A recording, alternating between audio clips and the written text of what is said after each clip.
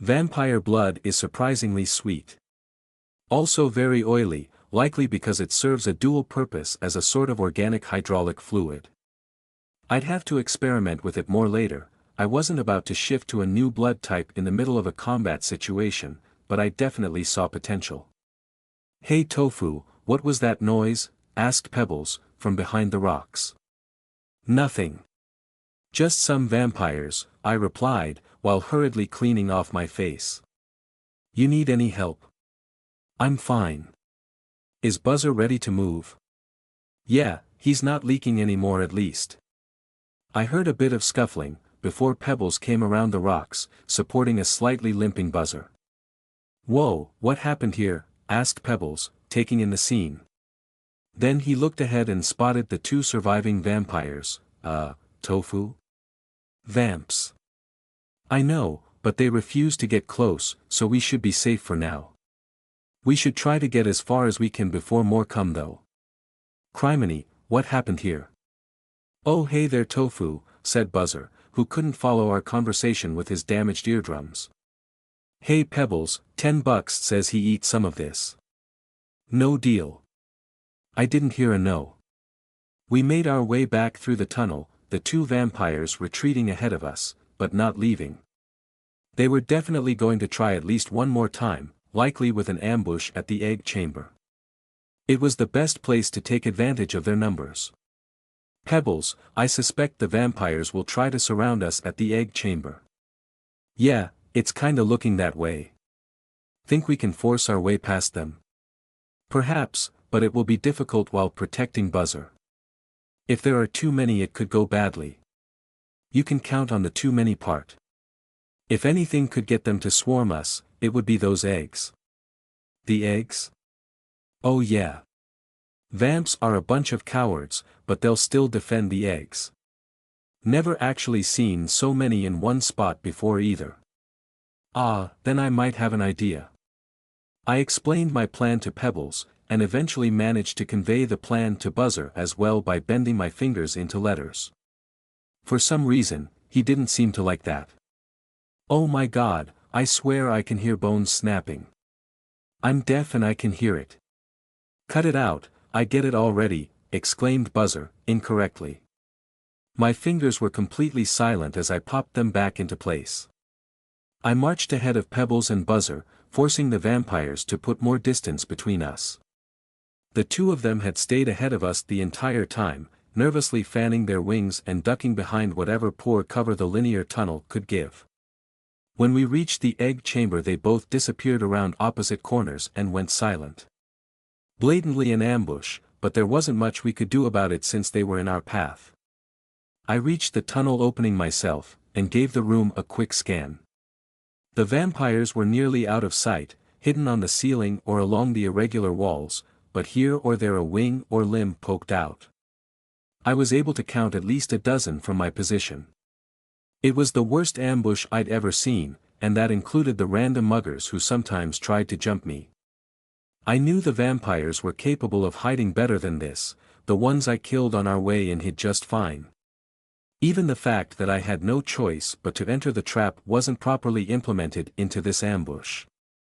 They should have continued leading me with the initial two vampires to distract my attention, then have the others come from behind to surprise me with numbers. If it worked, it would have minimized their losses. Vampires weren't this dumb. Which meant there was a danger I wasn't seeing. Again. Bleh. Perhaps one of the vampires had a power. Improbable, but not impossible. Maybe there were mutants, or a specialized soldier caste whose abilities could make use of this scenario to their advantage.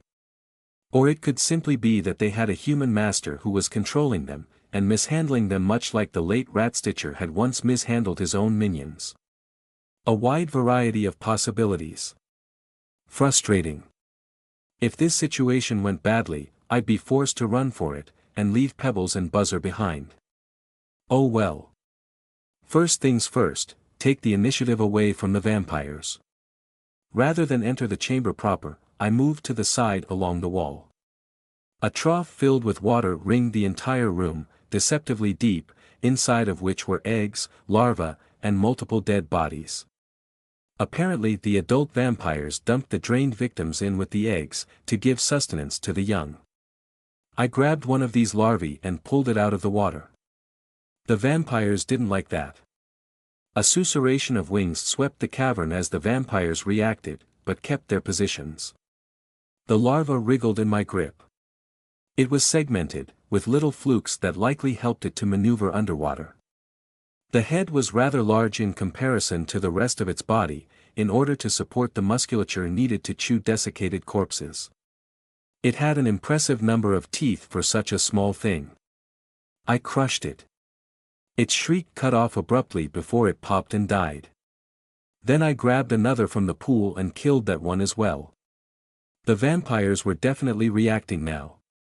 Their angry whine echoed around the chamber, all pretense of an ambush completely ruined. They started moving. Next I grabbed a handful of eggs. Translucent and a bit slimy, I somewhat wondered if I could save a few for later to see how they cooked. Fresh chicken eggs were so expensive, and I'd been using the powdered variety so far. Maybe with some ketch. Bang! Something slammed into my helmet, jarring my head, and ricocheted into the ceiling. Instantly I ducked low, presenting a smaller profile, and calculated the vector. That had been a gunshot. 2 more shots rang out, one of them hitting me in the shoulder, but not managing to penetrate my suit. I charged in the direction of the shooter, zeroing in with the help of the muzzle flash. Vampires were emerging from all over now, no longer content to bide their time, and several ran to block my path. I lashed out, quickly breaking legs, joints, necks, anything that would disable them for me to slip past. Eventually though, I was forced to stop when a veritable wall of bodies blocked my way, but not before I caught a glimpse of the shooter. It was a normal vampire, no different than any of the dozens of others, holding a large automatic pistol in a double-handed grip with its secondary hands. So they were smart enough to use tools. I switched priorities now that I understood the threat. The gun was a concern, but I had my suit and helmet. Somewhat more pressing was the sheer number of vampires. I saw at least 39, with likely more out of line of sight, although I couldn't be certain. The droning whine that now filled the cavern was even more deafening than the gunshots, and using sound to gather information was basically useless. I was definitely going to be able to put my anti-swarm tactics into practice. First countermeasure, I needed to put my back to the nearest wall to limit vectors of attack. Easily done, after shoving a few vampires out of my way, although I'd need to be aware of the water trough when it came to footing. Next, I'd need more fuel. Also easily acquired as the next batch of vampires rushed me. 5 of them came at me from the crowd, spacing themselves equally in a semicircle around me. I unlocked joints in my arm and struck with a whip-like motion, catching all 5 of them with a strike that I'd tested on concrete. Traction claws tore through weak chitin using brute force more than anything, and 3 of the vampires died while the final 2 fell to the floor, critically wounded. Several vampires tried to jump and pass the swing, only to then die as my other arm came around and caught them instead. In essence, I was simply flailing my arms at full force, highly inefficient both in energy spent and precision, yet, strangely effective. The imprecise movements had the benefit of being unpredictable, and putting as much force as possible into the blows meant even a glancing hit could break necks and shatter carapace.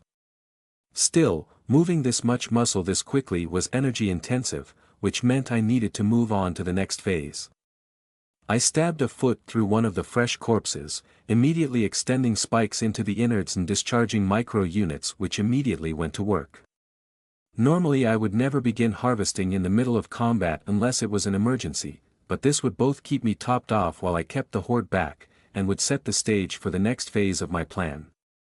Inside the corpse, my micro-units harvested resources, and began converting biomass. I was going to need tendrils. Lots and lots of tendrils. I continued flailing, slowly creating a small field of corpses and loose limbs around me. Vampires continued to filter into the cave to bolster their numbers, and the swarm's attempts to overwhelm me increased. Besides just physical bodies, they also tried to overwhelm me with sound, using the vibrations of their wings in concert to create an ultrasonic attack much like buzzers. It was uncomfortable, but nowhere near as bad as a banshee scream. Then they tried to kill me with bullets again. It turned out there were actually 2 vampires with guns in the crowd, and they had frighteningly good aim. Socket's equipment proved its worth several times over, as bullets bounced off my helmet and failed to penetrate my suit. The breaking point of the fight came after I'd killed 25 of the vampires. They stopped advancing, and nervously milled around as they hesitated over how to proceed. It seemed I'd hit their breaking point for risk and return. Quite the difference from humans, who would have either broken much earlier in panic, or would have gone into a bloodlust and refused to retreat until a much larger percentage of the group was dead. Vampires were normally solitary hunters, and were more aware of the individual risk they each faced. Now that their strategies had proven ineffective, they were far more willing to cut their losses and run. But, I needed them to stay a little bit longer. I started rapidly crushing eggs and stabbing larvae, making sure to pull some from the pool so that their screeches echoed. If the vampires retreated, they'd lose multiple nests worth of young, practically an entire generation. Considering the difficulty of acquiring their main food source, it wasn't something they could easily replace. Their reaction was immediate. The swarm moved forward as one, using the last desperate tactic available to them, and the next lash of my arm crushed through 4 vampires before being stopped by the sheer press of bodies. Multiple clawed hands latched on to prevent me from moving, and despite grievous losses on their end, both of my arms were quickly suppressed under grasping vampire bodies. I felt multiple bites prick me as the rest of the swarm charged my main body. That's when the dozens of corpses beneath them popped open, and hundreds of tentacles sprang forth.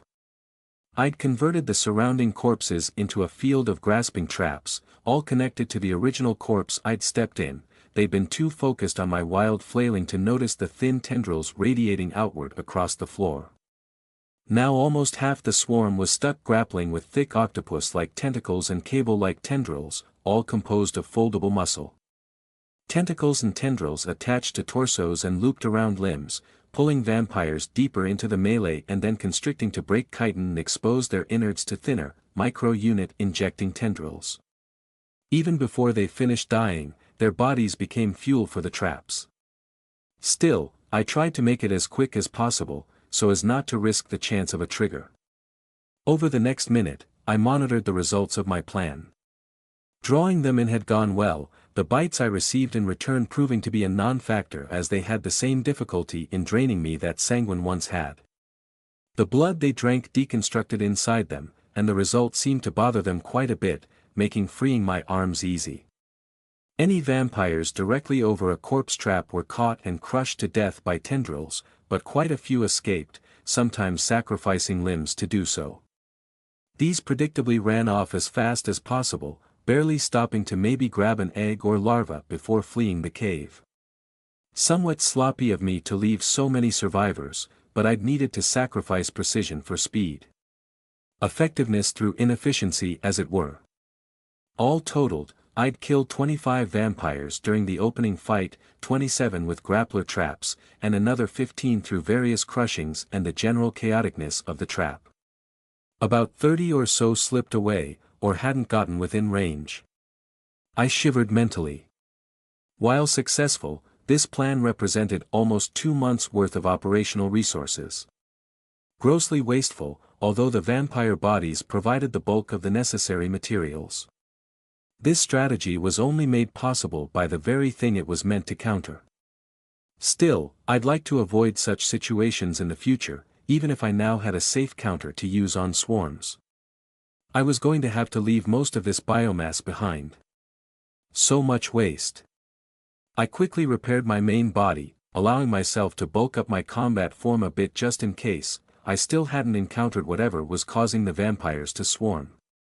Once finished, I regretfully unhooked myself from the network of traps, and watched as over 1,000 pounds of good biomass disintegrated into useless mush.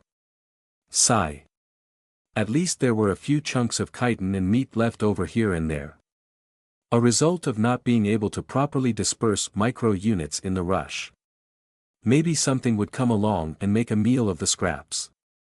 I left the former egg chamber behind, quickly retracing my path through the entrance tunnel. Soon I encountered a monotone vampire whine coming from two figures ahead of me. It seemed Pebbles and Buzzer had successfully snuck past the vampires while I distracted them.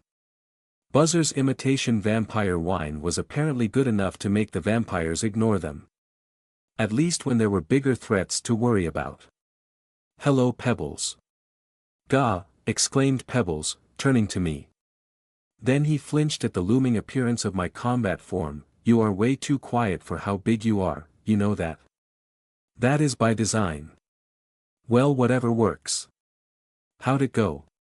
"We didn't stick around long after the fireworks started." "Ha. Not strong enough for you. Careful with the flexing, the universe is listening and it likes to prove us wrong." "It is?" "Ha, right, you and metaphors. No worries, Tofu, I'm sure you can solve whatever it throws at you with some elbow grease." "Where do I acquire elbow grease?" He laughed. "Brute force, Tofu. A strong back and a stiff upper lip. All you gotta do is be strong enough to take what the world throws at you. I would prefer foreknowledge of the situation and well-planned countermeasures." "Bah, if brute force isn't working, you're just not using enough of it." Our climb through the sewers continued without problems, and Pebbles passed the time by trying to explain the metaphors he used. I decided to take his advice with a grain of salt. "Please tell me we're almost there," said Buzzer. "I swear, if he wasn't already concussed I'd hit him," Pebbles said to me.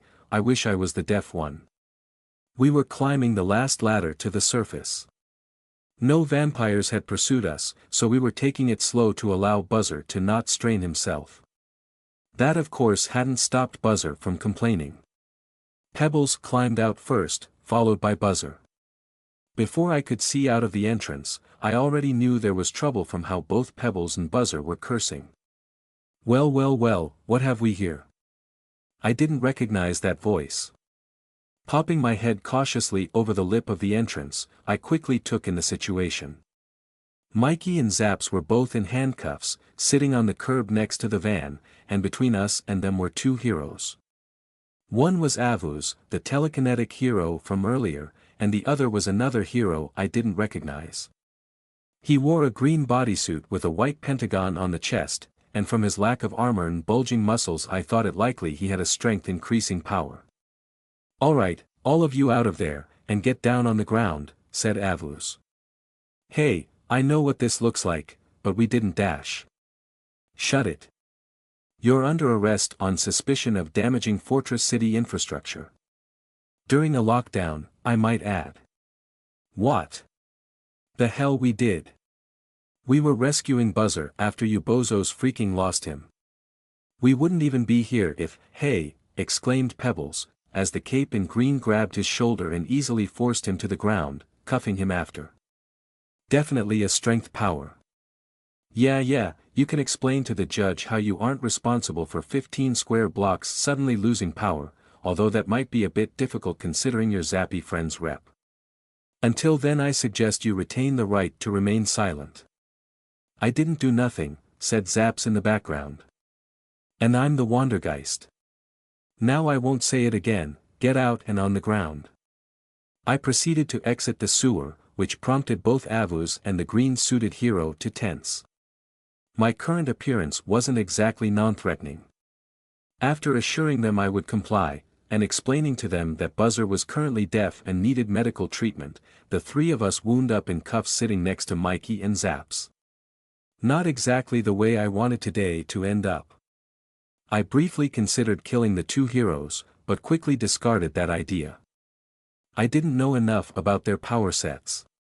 Perhaps some of us could have escaped if we scattered, but they called in the arrest immediately, and backup was already on the way. Not to mention that Buzzer was still injured, and we didn't have a cowl with us, so any resistance on our part was equivalent to admitting guilt. We just need to rely on the lawyers to get us out. Not the worst situation, considering Buzzer was supposed to still be working with the sweeper team, and it was their fault they lost him, so we had an excuse for being here. And I didn't think they had any proof we destroyed the gizmo in the sewer, the most likely culprit for the blackout. Can't believe this shabby treatment. I risked my neck to hunt these vamps, doing my part for the community, and look where it gets me. Could at least let the injured man, the goddamn real hero, sit in the van, but no, let's put him on the cold hard street. Used to be there were heroes who served the community, instead of wrongfully accusing honest citizens who were just trying to help. And another thing, Dash. Does he ever shut up? Asked Avuz. Not if he can help it, muttered Pebbles. At least the fact that Buzzer was complaining meant his injuries couldn't be too bad. I was almost more worried about Mikey, who was very pale. Was he that worried about being arrested? Are you alright, Mikey? There's, Dash, he pointed, his eyes going wide. My head whipped in the direction he was staring, startling the two heroes who had been keeping a wary eye on me. In the direction Mikey stared, over by the manhole we'd used, was a vampire. One vampire. The hell? Both heroes snapped to attention and faced the threat. It stood there calmly, despite being wholly outnumbered. What's it doing? Asked Avuz. Who cares? Crush it, responded the green-suited hero. Avuz lifted his hand. In response, the vampire unfolded its wings. The shockwave that emerged hit Avuz head-on, and blasted him back so violently that he was thrown nearly half a block away before hitting the ground and collapsing. Our entire group was also blown back from the point of impact, and only the green-suited hero remained stationary. To his credit, he quickly sprang into action, trying to get to the vampire and stop it, but the vampire responded with another blast that hit the cape directly. At first he seemed unaffected, but when he tried to move, he staggered twice and fell over, bleeding from the ears, eyes, and nose. His sense of balance must have been destroyed by the direct hit of the ultrasonic blast. He should have worn a full helmet. I spat metal slugs at the vampire. Maybe killing it would improve our situation with the heroes. It was worth trying. Either way, I doubted the vampire would leave us alone after it was through with them. Hopefully I'd get a chance to dissect it afterwards. Its shockwave ability was obviously a power of some kind, and I wanted to see if it had any differences when compared to normal vampires. It was possible that I could, My slugs hit a barrier. About 2 feet from the vampire, a glimmering shield had popped into existence, deflecting my attack. 2 powers. Time to leave. I slipped my hands out of my cuffs, and moved towards my teammates. Pebbles was unaffected by the blast, Zaps was still trying to stand, but was animated, and Mikey was a bit scuffed, but was otherwise fine. Buzzer wasn't moving, and Pebbles was already trying to help him. Somehow he'd removed his own cuffs. He's breathing, said Pebbles, after checking Buzzer. Tofu, get the others and bring the van around. Hurry. I was already heading to them.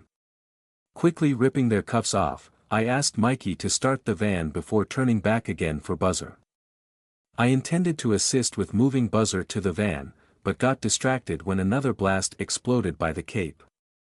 The vampire had used its shockwave to knock the hero senseless again, and was using its shield power to flatten the hero against the street. Now it crouched over him with its proboscis extended and stabbing into the hero's neck. Blood flowed into the vampire, and its carapace began to bloat unnaturally. Rather than becoming deformed, however, it appeared to be taking on a semblance of muscle definition. As it drained the hero, it gained more and more muscle mass, as well as several feet of height. I debated trying to shoot it while its shield was occupied, but I wasn't sure if my shots would kill it. It was obviously gaining the power of the down super, something I was told couldn't happen, and it might already be strong enough to survive, or be able to use more than one shield, or even have other powers it could draw upon. It was better to run, and I hesitated to draw its attention to us while we withdrew. Zaps had no such compunction. Fry. Before I could stop him, Zaps extended his arms in the direction of the vampire, and 2 bolts of electricity burst forth from his gloved hands. One was intercepted by the vampire's shield, but the other curved around it and connected with the vampire's side, shocking it. The vampire convulsed in pain, spitting up some of its stolen blood, and began flapping its wings. The shockwave went wild, smashing into the side of the apartment building. Most of the windows were already broken, but a cloud of debris and dust bloomed out of the dwelling that got hit. Zaps responded with 2 more bolts. Again the shield intercepted one, but the other bolt curved enough to bypass the shield, and the vampire took another shock. This time it braced before the impact, and its enhanced physique allowed it to endure the bolt even if it shuddered in pain. Its wings began vibrating as it lined up a shockwave on Zaps. So I threw a car door at it. Its shield intercepted my impromptu projectile, but Zaps let loose with another 2 bolts at the same time, and both of them hit the vampire. Apparently its shield could only intercept one target at a time, and it was blown off its feet by the impact of dual bolts, tumbling behind a parked car. "Zaps, Tofu, let's go," yelled Pebbles. "1 SEC. "I think we got it," yelled Zaps. I too wanted to confirm the target's death, but only because I didn't want it blasting the van when we turned our backs. Making sure to flank from a different angle than Zaps, I circled around the car behind which the vampire had landed. The car itself was hit with a shockwave, and it flipped end over end in my direction, forcing me to scramble out of the way. I got it," yelled Zaps, unleashing 2 bolts that both missed.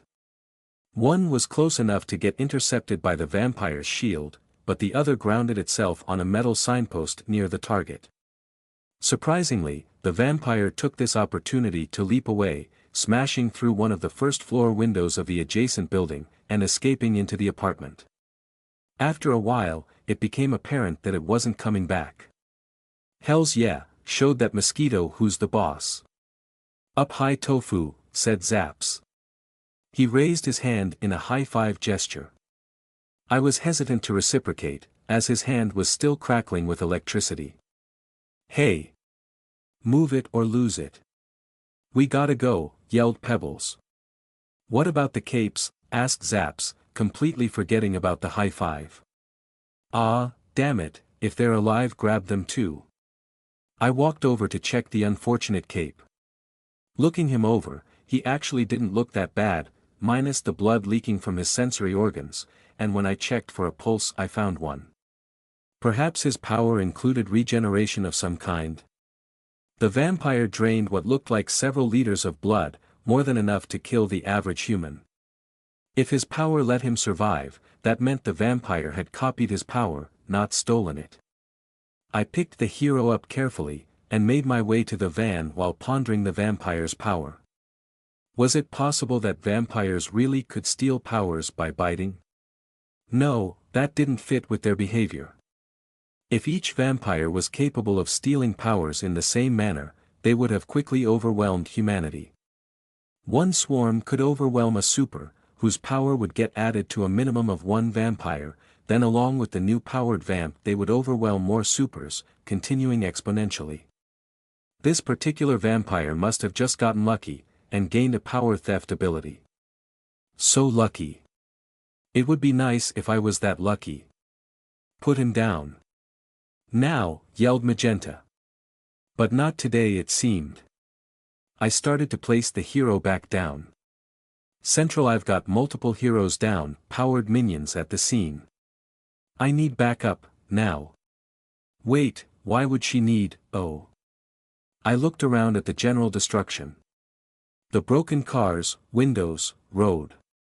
The injured heroes, the multiple boneheads, myself in full combat form. And not a vampire in sight. I can explain. "Hey, we didn't do any of this, honest," yelled Zaps. I said put Briarstone down. Now. Magenta yelled at me, ignoring Zaps. I am complying. I quickly placed the green-suited hero, Briarstone, down on the street. "Now back away and get on the ground." I slowly backed up, moving closer to Zaps, who was looking rather twitchy. He looked back and forth between the van and Magenta before getting to his knees. I was glad he did not decide to start a fight. This was a bad situation to get caught in, but it really hadn't been our fault, and the two heroes, Avuz and Briarstone, could confirm that once they recovered. Trying to resist arrest at this point would only. A shockwave burst from one of the apartment windows and hit Magenta dead center. Her force field flared, dispersing the blast and leaving her unharmed. The vampire had attacked her. More hostiles in the building. Move in. That was the dash. Lucha. Before I could finish speaking, I was slammed in my midsection by a flying tackle. It propelled me across the street and into a parked car. I wasn't exactly sure how Suprex managed to sneak up on me, especially considering his costume was even more gaudy than normal. It was still pants, cape, and mask, but the colors had been switched around to mostly red, blue, and orange, and there were multicolored glass gemstones set into a flame pattern around his mask. Well, I guess we were fighting then. Suprex was still grappling my midsection, so I punched him in the face. My fist connected and his head rocked back, a little blood leaking from a split lip. That was odd. I was sure he had super strength. Interesting way to say hello mi amigo, said Suprex, spitting a little blood to the side. Allow me to introduce myself. I already know Dash. He grabbed the front of my suit in a fist, and with both hands quickly lifted me over his head, definitely a strength power, before trying to toss me. My limbs bent down and latched onto the road, but the concrete crumbled under my fingers, and he launched me straight up into the air. 2 stories, 3, 4, 7. Way too high. Error. Even with super strength, the angle was all wrong for the forces exerted. With the method he used to throw me, he would need to be ridiculously strong to throw my current weight this high, but I'd managed to hurt him with a simple punch. How exactly did his super strength work? Was it perhaps some form of telekinesis? I reached the apex of my flight and began to fall, flailing and twisting to try and readjust my position. At this height, I was going to sustain damage regardless of how I landed, but it really depended on whether the durability and spring-like qualities of foldable muscle could compensate for the increased weight of foldable muscle. I was reasonably certain I could cushion the fall enough that I'd only break my arms and legs, and more or less certain that my core would survive the impact regardless of the damage my body sustained. I would need to thank Adder for her lesson on weight again. Above a certain weight threshold, a falling body would follow fluid dynamics, rather than just safely crumpling. I fell, stretching my limbs out to their maximum extension below me to try and absorb as much of the coming impact as I could. The ground rose to meet me quickly, 20 more meters, 10 more meters, 5 meters, but castigo. Just as I was about to hit the ground, Suprex leapt at me from the side, intercepting my fall. I tried to bring one arm up to block, but he dodged, he twisted, phased through, I missed, Error. Error. Error. Suprex's arm hit me just under the neck, in what I recognized as a clothesline maneuver. Instantly I was hit to the side, all of my momentum transferred 90 degrees into a completely perpendicular direction. Error. And I was blown across the street, through a window, and then through a concrete wall, finally coming to a stop embedded in someone's standalone plastic wardrobe. Damage to left arm, fractured support bone, 10% muscle mass overstrained. Damage to left leg, torn ligament, skin abrasions. Damage to torso, 3 broken ribs, broken collarbone, musculature bruising. The list of damaged organs and parts went on, but amazingly, I was still within acceptable combat condition. I'd fallen 7 stories and then been thrown through a concrete wall, and yet all of the damage done was minor. Foldable muscle or no foldable muscle, I should have been a pile of half-liquefied meat with chitin shards floating in it, but I'd be able to heal this damage in less than a minute. Still, dealing with Suprex's power was confusing. I did not want to continue such an unpredictable fight at all. I extricated myself from the wardrobe, and headed for a door leading further into the apartment building. Zaps was just going to have to find his own way back. I wasn't risking myself in such an unpredictable situation. "Oh.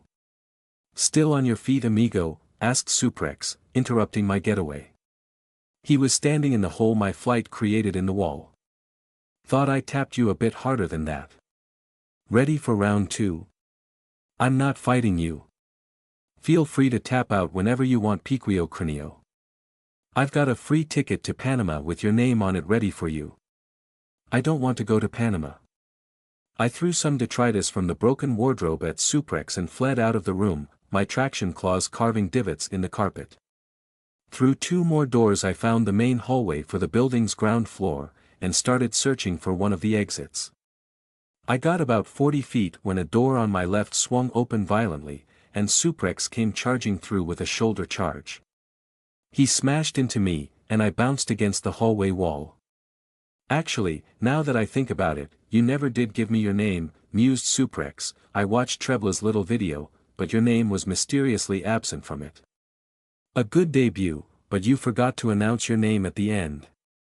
Don't you know a lookador should announce their name loud and proud, so the audience can cheer their name? It's Tofu." I spat a slug at his face, which he blocked by catching it, then swiped with a claw to create distance before continuing my run down the hall.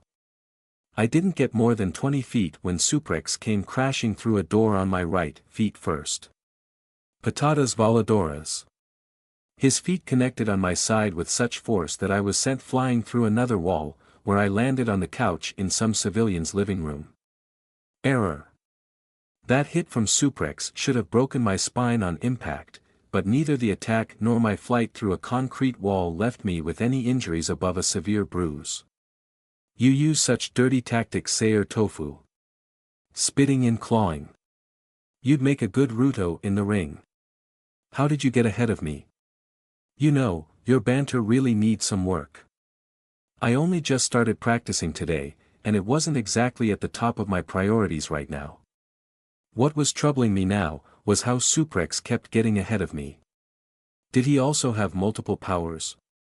But his wiki entry hadn't made any mention of teleportation or super speed, only a mention for his shows of strength, and that what he did have was called Ultimate Kayfabe by his fans. Researching Kayfabe had brought me down an endless linked chain of articles on different topics like acting, wrestling, and memes and stories I didn't understand. The best idea I had was that he had a multifaceted power based upon the concept of not breaking character in a wrestling match. This, somehow related to defying physics.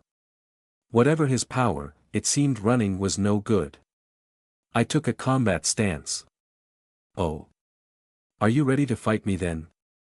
I don't understand how your super strength works. Please keep that in mind so that I don't accidentally kill you." "Ha. So you do know how to banter." I ignored him and started throwing basic punches in the way that Adder taught me. Of the things I'd tried so far, my first punch was the only thing that had fazed him even a little. Perhaps that was a clue. I started with jabs and feints from a distance to test him, as I wasn't willing to close in. Most of what he'd done so far had been grabs, and flashy moves I recognized from a few fighting arcade games and pictures in articles about pro wrestling, articles that I'd quickly disregarded as being useless to my combat advancement. Obviously, I would have to go back and research pro wrestling in depth. He was managing to dodge my punches while using what looked like ridiculously exaggerated motions, that nevertheless worked. "What's this? The big scary monster practices boxing? You aren't supposed to call people names. It's mean." "Ah," he coughed, "well then, excuse my poor choice of goof." My punch connected. I'd managed to hit him in the stomach. The hit should have done nothing based on his displayed level of super strength, but he acted as if he took a punch from someone of equal strength. "Heh, that's quite the punch you have there, Neo. Please stop calling me names. That wasn't an insult." "Oh.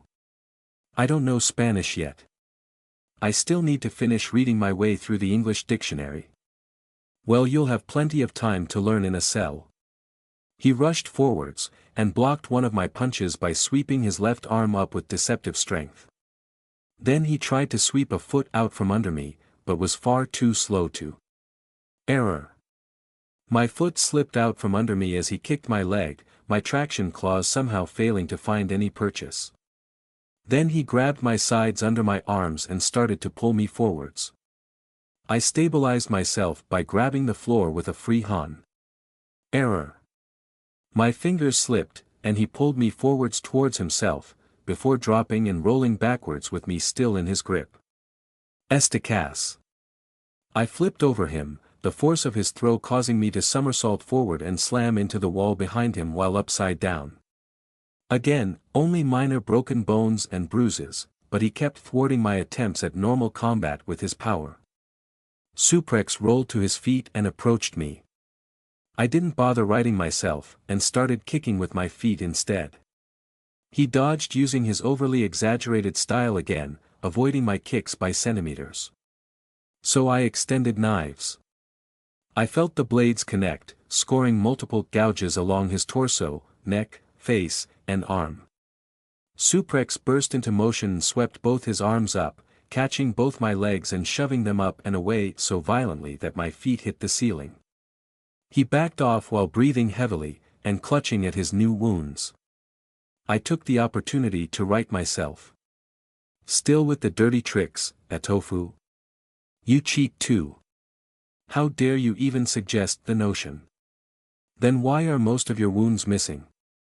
Most of the gouges I just carved were gone, only a cut on his cheek, a cut on his forearm, and a thin cut across one of his pectoral muscles was left. Because a hero can't quit before evil is vanquished. He took a fighting pose with legs spread and both fists on the ground. Then he sprang forward unnaturally fast, and started hitting me with arm thrusts. Each hit felt unstoppable, unerringly landing on my torso and doing more damage than any of his other supernatural displays of strength. Error. Error. Error. I stopped trying to dodge or block the arm thrusts, and instead curled my arms around to his back before wrapping them around his torso. My knives and tendrils extended, and I attempted to stab him, choke him, and even dissolve him with micro-units. Something had to get through his power. He roared as he attacked, not even trying to break my hold, and instead his arm thrusts picked up more speed, slamming into me like he was a machine. The wall behind me began to crack from the force. His attacks should have been punching through my torso by this point, and with one final thrust that vibrated my organs in their casings, the wall gave way, and I was hurled out into the apartment building's main lobby. Which made no sense, since we'd been fighting next to a hallway. I'm confused. Understandable. My techniques are not for the likes of lesser men to comprehend. No, I meant your power. And wasn't that a sumo technique? I thought you did lucha libre. He shrugged, wrestling is wrestling. Annoying, even his fighting style was inconsistent. I wasn't sure how to deal with a power that only allowed damage if you followed the user's own esoteric rules. Technically such a power should make its user unbeatable. But Trebla had beaten him. Both Trebla and I approached problems with logic and a plan. True, he had a battle suit, but physical strength didn't seem to be a reliable factor in this fight. Maybe lasers or force fields would make the difference. But I didn't have any of those available to me right now.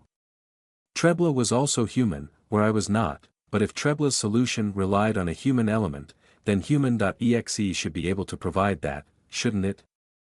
The only other difference between us, perhaps the main difference, was that I was a minion, and he was a villain. And villains liked to banter. In Trebla's case, with a script.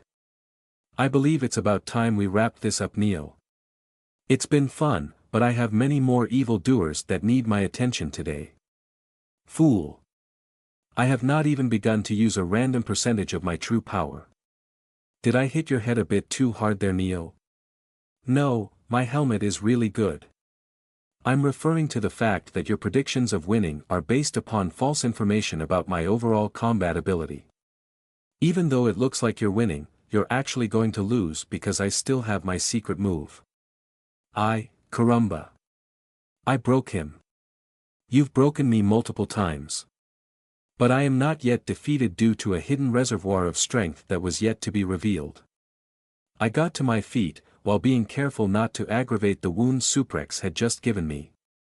My micro-units healed the essential stuff, but I left all the superficial ones, making sure to display the injuries prominently. Not all of Suprex's wounds had healed, and there had to be a reason for that.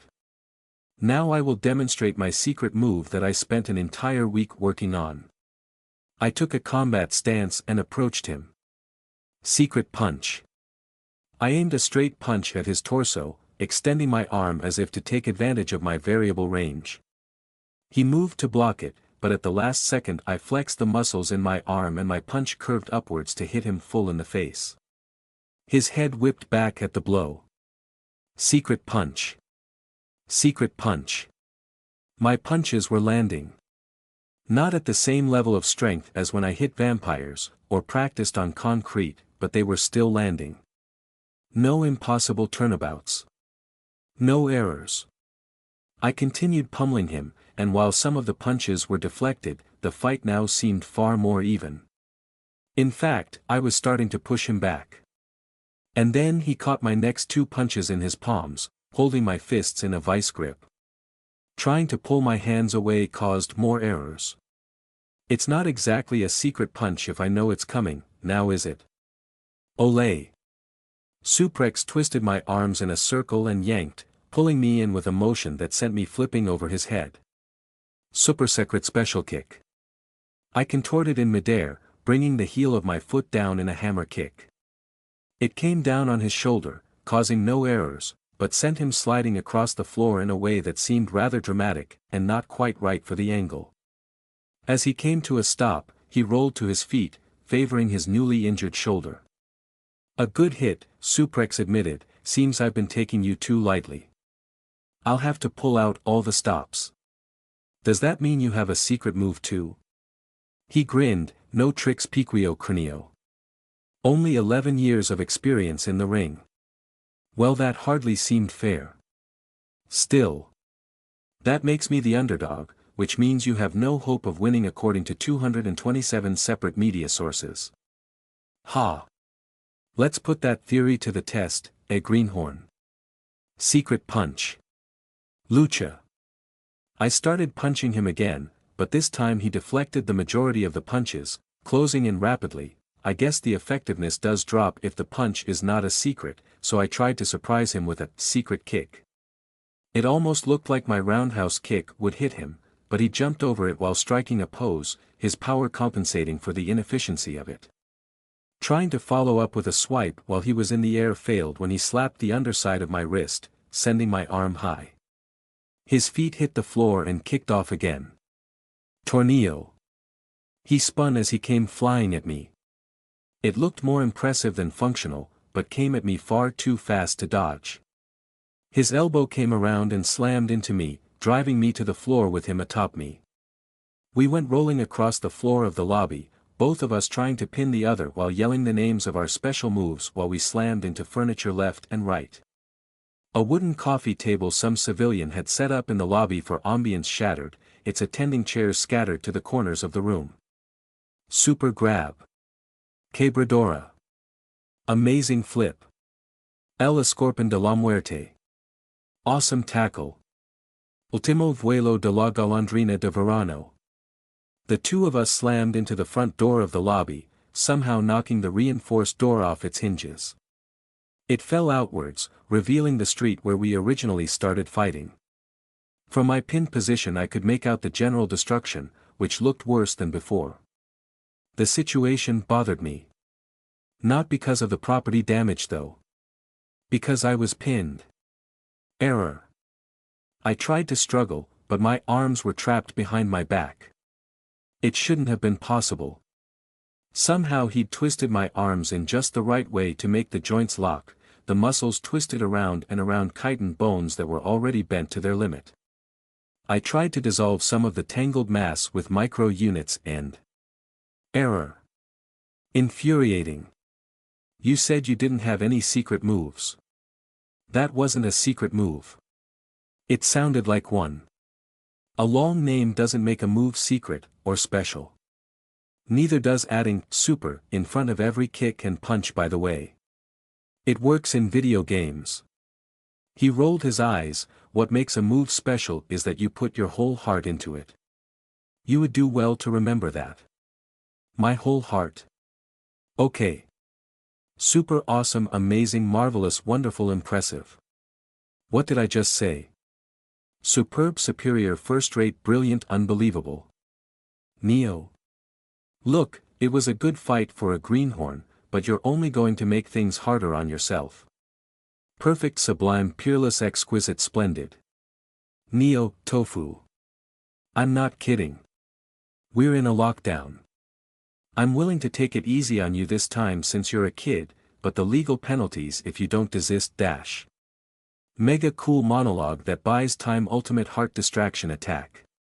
My suit opened, my back burst, and my ribcage shattered as my main heart escaped its confines, supported by dozens of flexible tendrils to attack his face. The assemblage slapped against his skull and latched on, and I made sure that the beating heart covered his vision. His hands left the pin to try and get it off, and suddenly my arms could move again, as if there had never been a problem at all. I quickly reversed all my limbs so that my back became my front, before extending an arm and grabbing some nearby furniture. And a chair. I slammed the wooden chair into the side of his head. It shattered into dozens of pieces, but also sent him careening off of me. He hit the floor with a thump and didn't move. Oops. I quickly checked to see if he was still breathing. He was, and his heartbeat was steady. I hadn't expected my attack to knock him out, just to get him off me. I knew chairs had some kind of significance to pro wrestling, considering how often they featured in video clips, but apparently they were some kind of anti-kayfabe weapon. Suprex had taken that hit hard, reacting much like a normal human would have, and it didn't seem like he was going to wake up any time soon. Unless he suddenly woke up when I least expected it. That happened a lot in movies.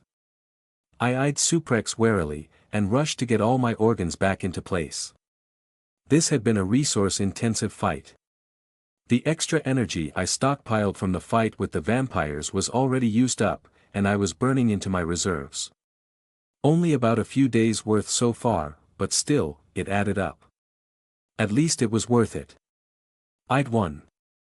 The thought filled me with elation. I managed to solve the mystery of Suprex's stupid esoteric power by using logic, and correctly interpreting human culture references. The last time I had solved such an abstract problem was back when I escaped from the lab, and the victory this time felt just as rewarding.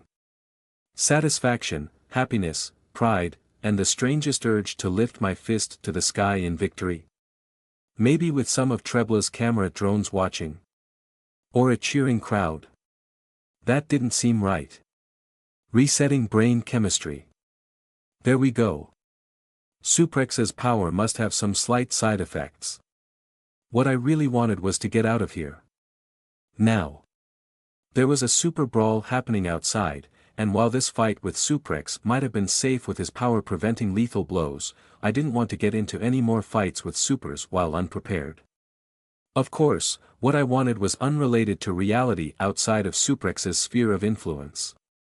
The lobby darkened as a figure blocked the broken entranceway, his 7-foot-tall frame practically eclipsing the view of the street outside, made all the more impressive when you realized he was still in his human form.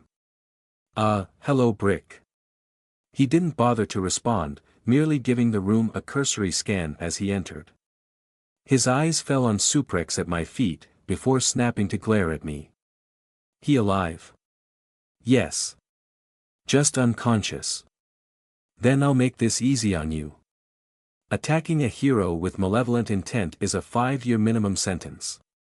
Interfering with a lockdown operation is a felony, as is destruction of Fortress City infrastructure for that matter.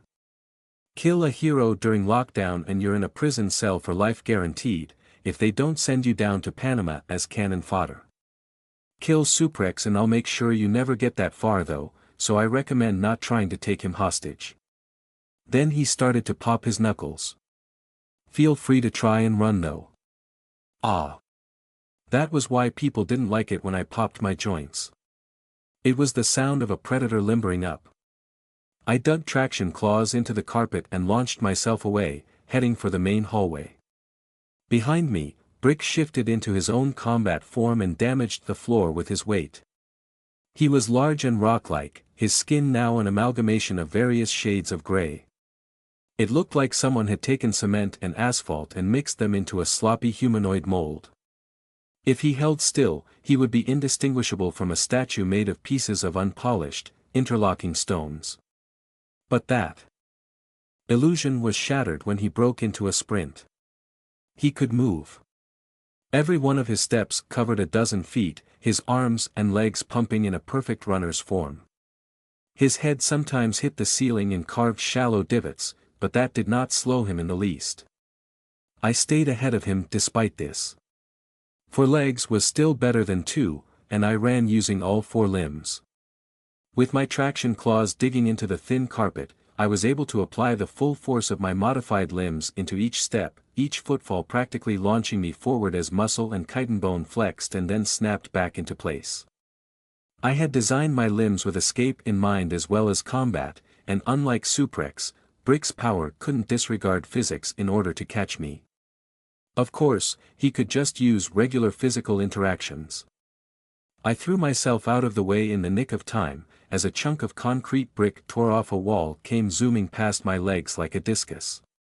It tore down the hall, shattering into shards as it skid off the walls and floor. Brick gained 36 feet in an instant. People live in this building. Scanned and cleared bonehead. I can play with you all I want.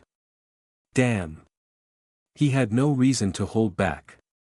I kept running, and soon ran out of straight hallway to run down. The hallway turned to the right at the upcoming corner, and rather than slow to turn I kicked off the walls to try and maintain what speed I could around the corner. Brick ran through the corner. You're breaking infrastructure. Infrastructure applies to critical utilities, and destruction due to criminal activity. Crack bam, another piece of building narrowly missed me. So don't quote the law at me, asshole. You shouldn't call people names. I was staying ahead, but Brick had good aim, and with every piece of rubble he threw I was forced to slow just a bit more to avoid getting hit. He was timing the projectiles for whenever it might slow me down around a corner or block my access to an exit. I was basically running in a giant circle around the ground floor of the building. But I wasn't stuck just yet. Coming up was one of the holes Suprex and I made in the building. If I could get outside, I'd have free room to both run and dodge, and Brick wouldn't be able to catch up to me. I just needed to get there. I burned resources to increase my processing speed, and refresh muscle cells. Traction claws landed in the best positions I could calculate as I tried to eke out as much speed as possible to get there ahead of Brick. Efficiency and precision were key. As I was running, I'd been slowly edging to the left side of the hallway. When Brick threw his next projectile, I dodged to the right overly far so that I could touch the wall with my back feet, then use it as a springboard to leap to the left faster than normal, passing right through the door to the civilian apartment that Suprex originally hit me into. I passed back through the rooms, remembering the placement of objects and furniture and using that knowledge to continue running at top speed without tripping or stumbling. With a last burst of speed, I shot out through the hole in the wall. Right as a purple force field came down on me like a hammer, snapping my spine and smashing me into the concrete. Damn it. I'd been caught just like the vampires they flushed out of buildings. This was embarrassing. You aren't supposed to use slurs, Magenta. That's not what I meant. I'm suing. Why you dash? Calm down, Magenta. He's just trying to rattle you, said Brick, leisurely emerging from the building. What's the sitrep? Hydrox recovered Suprex and Briarstone, but Avuz is still missing. Ferosa has Zaps in custody, but the rest of the minions are still on the run, and we couldn't find whoever had the shockwave power.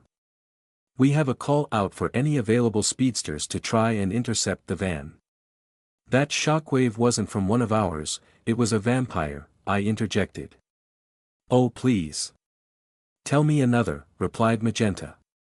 A powered vampire engaged us just before you showed up, while displaying anomalous properties. It's highly likely that the anomalous vampire is the cause of the swarms, which means they will continue until it is destroyed. I'm willing to give you valuable combat intelligence for several concessions. Like we'd really believe that load of tripe. You'd say anything to save your own hide, you. Magenta's words trailed off as Brick raised his palm for silence, and favored me with a calculating stare. Central hasn't been able to determine the cause of the vampire swarms yet, said Brick. If you have real intelligence, you're obligated to inform us by law. And I'm willing to provide that intelligence for concessions. You aren't in a position to bargain. Yes, I am. The swarms present a large threat to civilians in particular, and my information will increase the odds of ending this lockdown safely and quickly by a respectable margin. Brick frowned and crossed his arms, staring at me while he considered in silence. Finally, he spoke. Say I believed you. What do you want? For you to let me go. Denied. Ah. Then can you make Magenta stop squeezing me so tight? No. I'd rather you not be able to pull off another disappearing act. But she's breaking the eggs in my pocket. Why would you? He stopped and shook his head. Forget it. Magenta, get him to lock up. Make sure they know about his power set. And if eggs means what I think it means, add a count of illegal trafficking of organics to the report. She grinned. Sure thing. Brick lifted his hand to his ear. Central, this is Brick. Be advised, current lockdown threat is possibly due to a singular powered thunk. Brick didn't get to finish his sentence, as a blurred form collided with him and sent him flying down the road, crashing over and through parked cars. Where Brick had just been standing was another super I'd never seen before, although I severely doubted this was another hero. Disregarding the attack on Brick, he was also dragging an unconscious Ferosa by a metal ankle. Well, hello there, sweet cheeks. Don't believe I've met you before. I see you've got one of my boys there. Mind letting him go? He held up Ferosa. I'll trade you. Magenta didn't seem to know how to react, surprised by the sudden displacement and replacement of her leader by the hostile super. After a moment, she startled into motion, transferring control of the force field holding me to her left hand as she reached to free Ferosa with the other. The new arrival threw Ferosa up over Magenta's head, surprising her, and then promptly disappeared with a loud pop of moving air. Before slamming into Magenta so quickly it looked like Imp's teleportation. The force of the blow warped her force field, causing it to withdraw from me in order to consolidate and protect her. She was sent reeling as it rippled like water, her flight path looping crazily as her ability to fly fought with the raw force transferred to her, eventually crashing her into the wall of the apartment building while Ferosa and I both fell to the floor with tiny thuds. God damn, she's also a toughie, said the cowl. Nice to see E13 still making them like they used to. If I knew we had new recruits like this I woulda stopped by sooner. What, you're still here, rookie? Your feet should have been beating a tune the moment they hit pavement. March, bonehead. I followed his order and ran.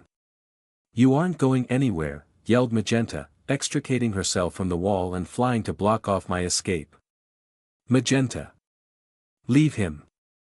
I need you here, shouted Brick, as he loped back up the street.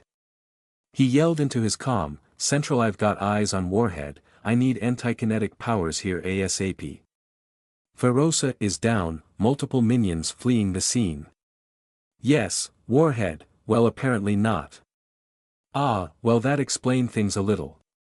Warhead was the name of the Hellion's henchman Cowl who got sent down to Panama, the one Cindy told me about. What he was doing in Fortress City was a mystery, but I wasn't about to question his help. Brick's voice faded as I fled down the street. I was out of range for Brick or even Magenta to catch up now, but judging by Brick's concern over Warhead, there would soon be more heroes arriving on the scene. Which the first one did, ahead of me. It was Hydrox, and he was riding a miniature wave of water that rolled down the street. Hey! Stop right there dash! Glass and debris exploded out of a second-story window between us, preceding the powered vampire, who walked into the newly made aperture with a dead human in its grip. The missing hero Avuz. It tossed the corpse of Avuz into the street. Then I'd Hydrox and myself, as well as the super brawl behind me, while bits of debris began to circle around it. If I was keeping track correctly, it now had an ultrasonic blast, an automatic projectile deflector, super strength, possible regeneration, telekinesis, and was flight capable. "What the hell is that?" asked Hydrox, in the brief moment of calm. "That's your job," I answered, not stopping. I dodged around his mini-wave and continued down the street. Hey. Try not to get bit. Hydrox and the rest could deal with it. As for me, 3 super fights was more than enough for one day. Mikey. Here on the right. Right there. Mikey pulled the van into the dingy alleyway. Following Pebble's instructions, he'd driven them far past the nice hotels and apartment buildings that clustered around Ashwood ST's terminus. The apartment buildings in this area of the sector looked not only drab and boring, but run down and not well cared for, revealing a truth that Mikey was far more familiar with. Past the veneer of lights and bustle around the red zone and Ashwood ST, E12 was just like all the other outer sectors. In other words, poor. He brought the van to a stop in front of an open garage with 2 thugs waiting. Just inside.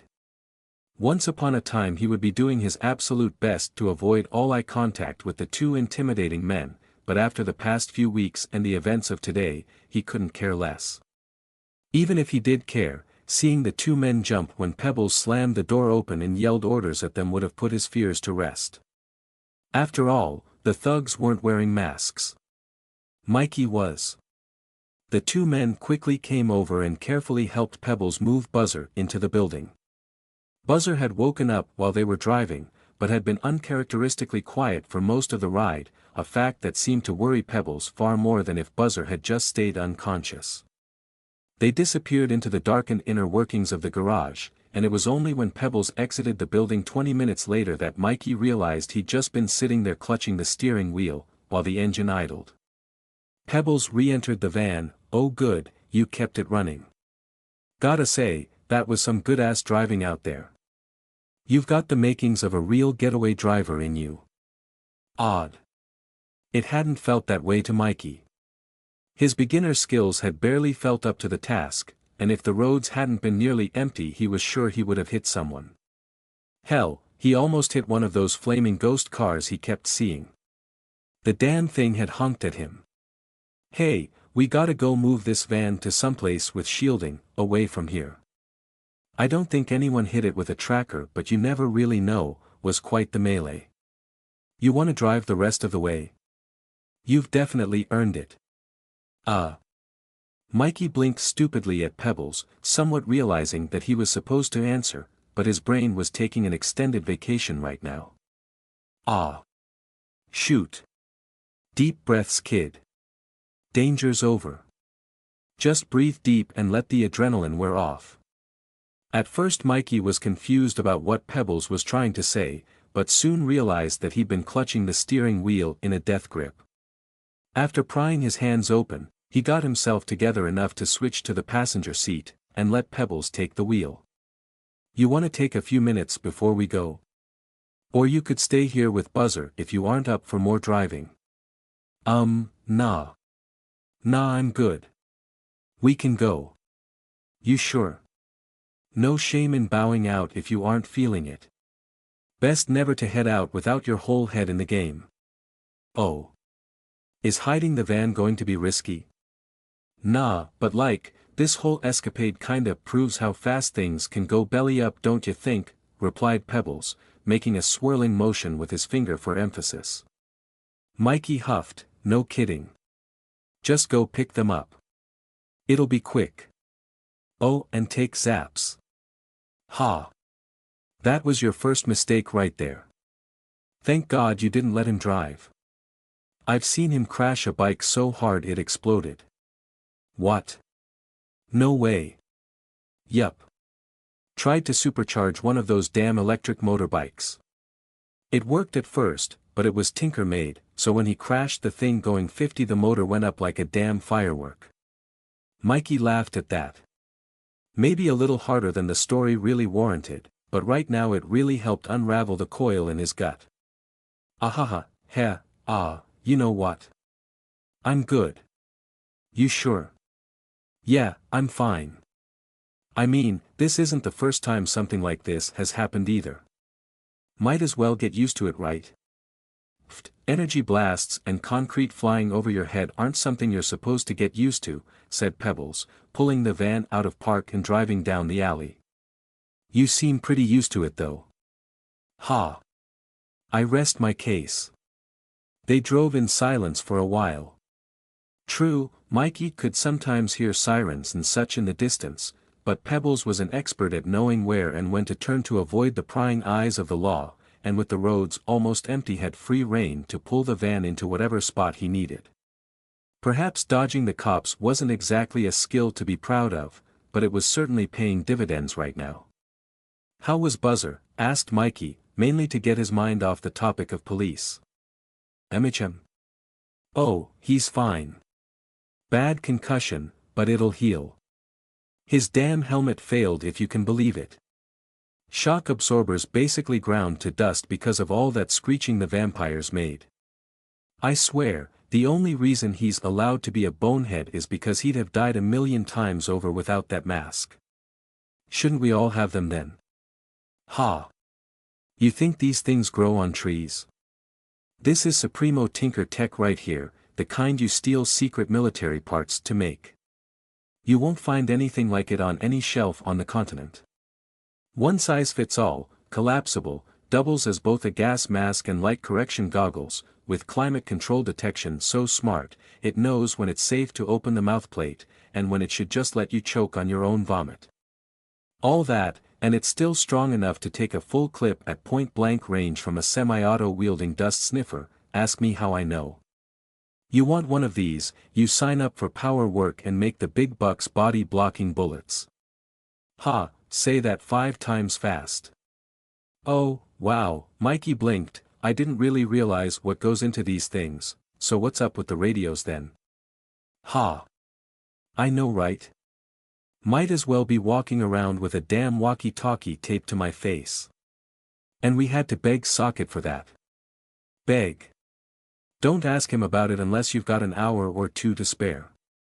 He'll go on about technomancers and government spooks, and why analog is safer than digital and other complete bunk. He'd be living out in the desert with a tin-foil gizmo strapped to his head if it wasn't for this job. No evidence.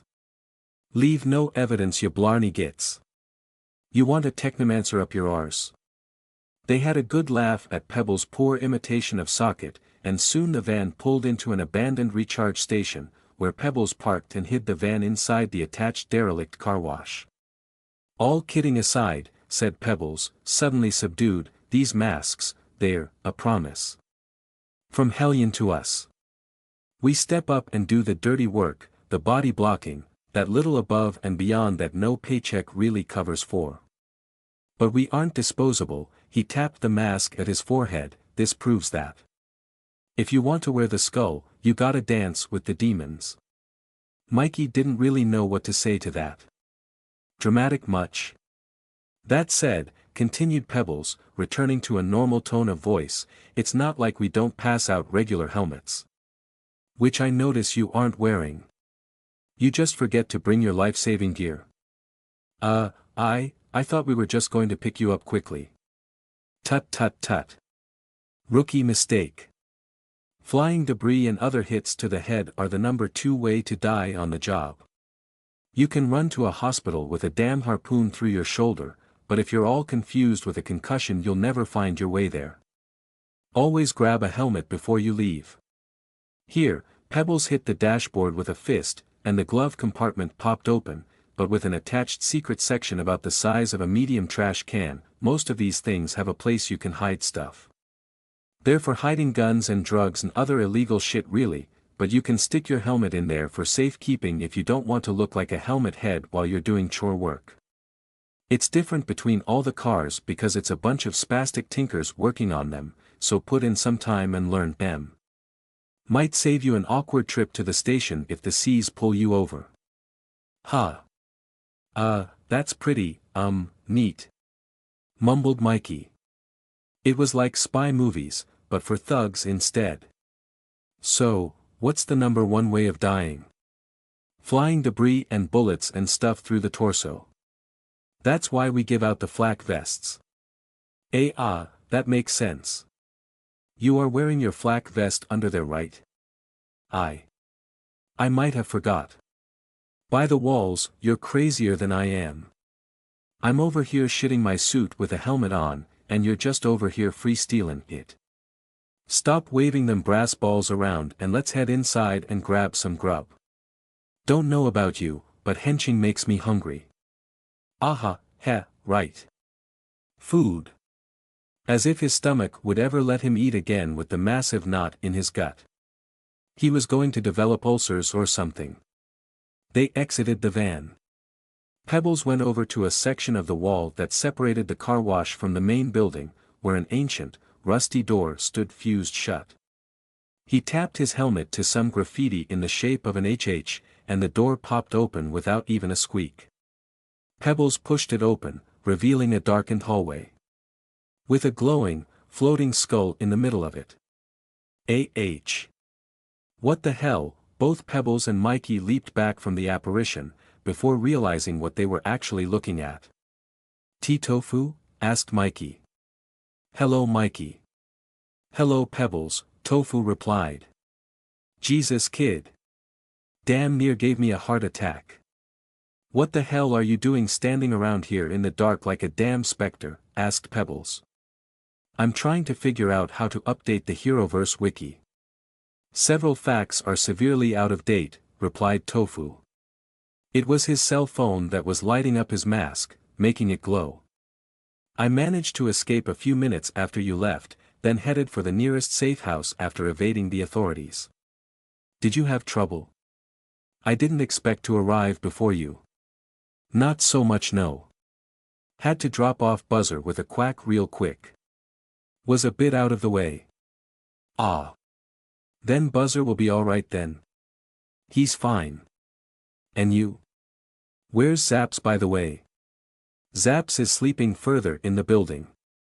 He overstrained his power. Yeah, it really takes it out of him.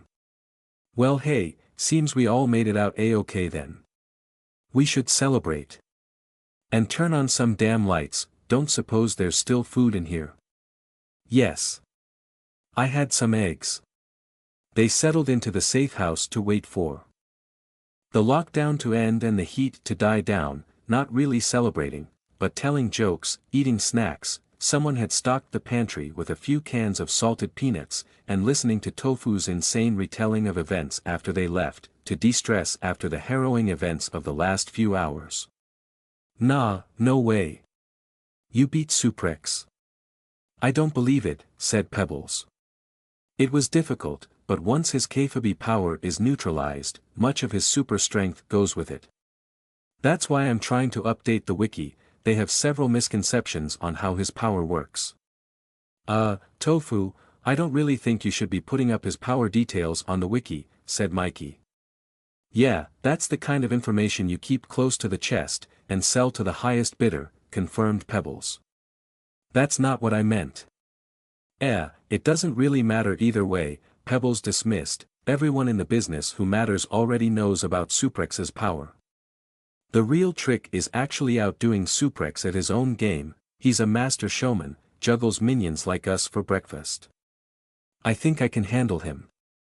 Pebbles threw a peanut at Tofu, who caught and ate it. Soon after, their cell phones rang, with an announcement that the lockdown was ending. Oh shoot, already? Didn't expect that. Place your bets people, said Pebbles, getting up from his seat to turn on a small television on the counter, an ancient-looking flat screen that must have been repaired dozens of times from the look of it. What are we betting on? Asked Tofu. How badly they mangle the narrative, answered Pebbles, $5 says they pin the whole thing on us. What? Yelped Mikey. Images of his face plastered across the news as individual number one flashed through his mind. I bet $5 that they give insufficient information about the situation, declared Tofu. Oh, pfft, come on, of course they are. Pick something we don't know. Ah, they will, show my fight with Suprex. Ha. They'd better. Need to see this shit. They clustered around the television to see the news. As always, the general media during the lockdown had been suppressed in order to allow emergency services full control of the situation, and now with the lockdown lifted each news channel was scrambling to be the first to report their version of events. Mikey had been 15 during the last odd summer, and he remembered thinking how redundant these news channels were, considering Central gave their official report to the public after every lockdown. Now that he'd lived through a lockdown from the other side of the law, he wondered, would Central's report be just as biased as the other news channels? As these reports almost always went, a Central official dressed in a sharp suit approached a podium with the most somber expression they could muster. I will now give the report for the lockdown of Sector E12, which started at 12:07 p.m. and ended at 5:34 p.m. The incident was first reported by the hero Dark Gauntlet, who encountered what he described as a vampire swarm at 11:51 a.m. A request for backup was made, and upon an assessment of the nature of the threat, a lockdown was immediately initiated. Ha! Take a drink, gentlemen, there's the first fib, mocked Pebbles. Buzzer and the sweeper team went missing a lot earlier than that. Probably took over an hour for the E12 officials to decide the revenue loss was worth it. Mikey cringed internally. Would they really delay the lockdown for that? Of course. Them more than anyone, their main revenue source is in another sector. Getting E12 to lock down is probably like pulling teeth.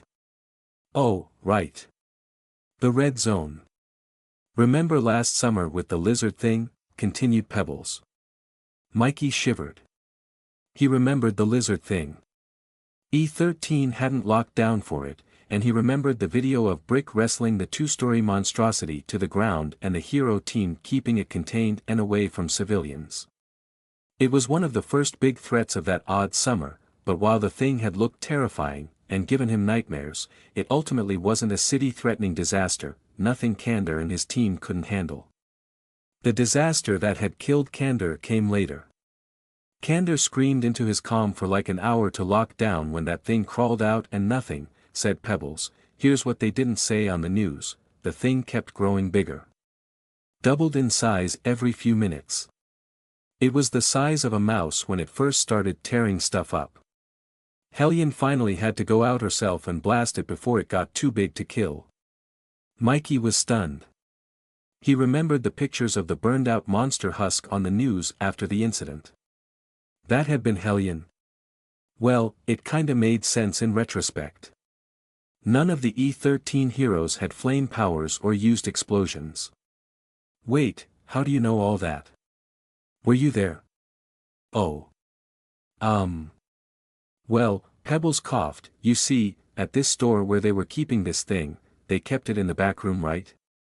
Illegal pet and all that.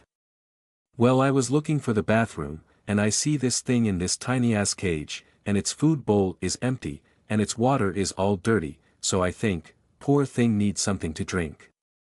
So I give it some of my whiskey, and I guess, it doesn't react to it well. Allergies maybe.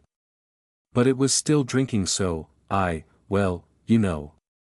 Pebbles trailed off at the blank stares Mikey and Tofu were giving him. They went back to following the report. During which the power grid suffered a critical failure, resulting in a blackout several blocks wide, hindering emergency services. Investigating heroes found several minions at the scene, and were then ambushed by an unknown assailant. Heroes who arrived to reinforce found the suspects attempting to kidnap down personnel. What? That's bullshit, cried Mikey. He couldn't believe this. They were twisting it all. Said Pebbles, waggling his hand in a seesaw motion. Actually, I'll give them that one. Kinda caught us red-handed grabbing the heroes. But, we weren't kidnapping them. We just couldn't leave them with that monster on the loose. We weren't going to do anything bad to them. Right? Mikey silently absorbed that explanation for a bit. Admittedly, yeah. He supposed it looked pretty bad from the hero's perspective. But still, they're also implying we caused that blackout. We had nothing to do with that. Ah. Pebbles and Tofu exchanged a glance. Well, down in the sewers we needed to shut off the power, and there was this gizmo, and well, you know how finicky those are. Tofu did it. Hey! Would you guys keep it down? I'm trying to sleep, interrupted Zaps, entering the room. OH. Is the news on? Did they show the part where I started blasting? Not yet Zaps, said Pebbles, grateful for the distraction. They're still doing the report. Ah. Well, let me know if anything cool happens. It might. Tofu says he beat Suprex. What? No way. Zaps decided to stay up and watch, not wanting to miss any of the good stuff, although he complained about the report not showing any pictures. Whereupon the threat was finally contained and destroyed, thanks to a group effort consisting of Magenta, Brick, Hydrox, Esotec, and Polkadotes, despite interference by the notorious villain known as Warhead. Efforts then shifted towards tracking and wiping out the remaining vampire remnants. None of those other heroes are documented as working in the surrounding sectors either, complained Tofu.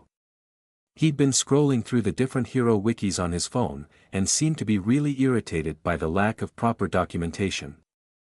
Mikey wasn't surprised though. Those wikis were fan-run, and while the popular, big-name heroes like Kandor or the Guardian might have a fully fleshed-out bio, there were a lot of minor heroes who were constantly popping up, getting reassigned, doing team-ups with nearby sectors, getting rebranded with new looks or names, and, of course, dying. And in closing, let us please observe a moment of silence for the many men and women who lost their lives today, as well as the brave heroes who fell in defense of the city. Dark Gauntlet, Avuz, Ignista, you will be missed. Thank you for your service. The group fell silent around the television, and Mikey was only a little surprised when Pebbles and Zaps raised the beers they'd been drinking in a gruff, yet respectful salute, that Tofu then tried to imitate. It was an odd juxtaposition seeing the minions, criminals by profession and lifestyle, honoring fallen heroes, but at the same time, the heroes had died in defense of everyone, so Mikey supposed it wasn't that strange. Maybe stuff like this wouldn't happen normally, but Odd Summer didn't play fair, and it was heroes who stepped in time and time again to even the odds. The report came to a close, whereupon the general media channels sprung into motion like a swarm of starving pack rats on a dropped cracker. Pebbles and Zaps kept flipping from channel to channel, trying to find the ones with the best footage of the fights.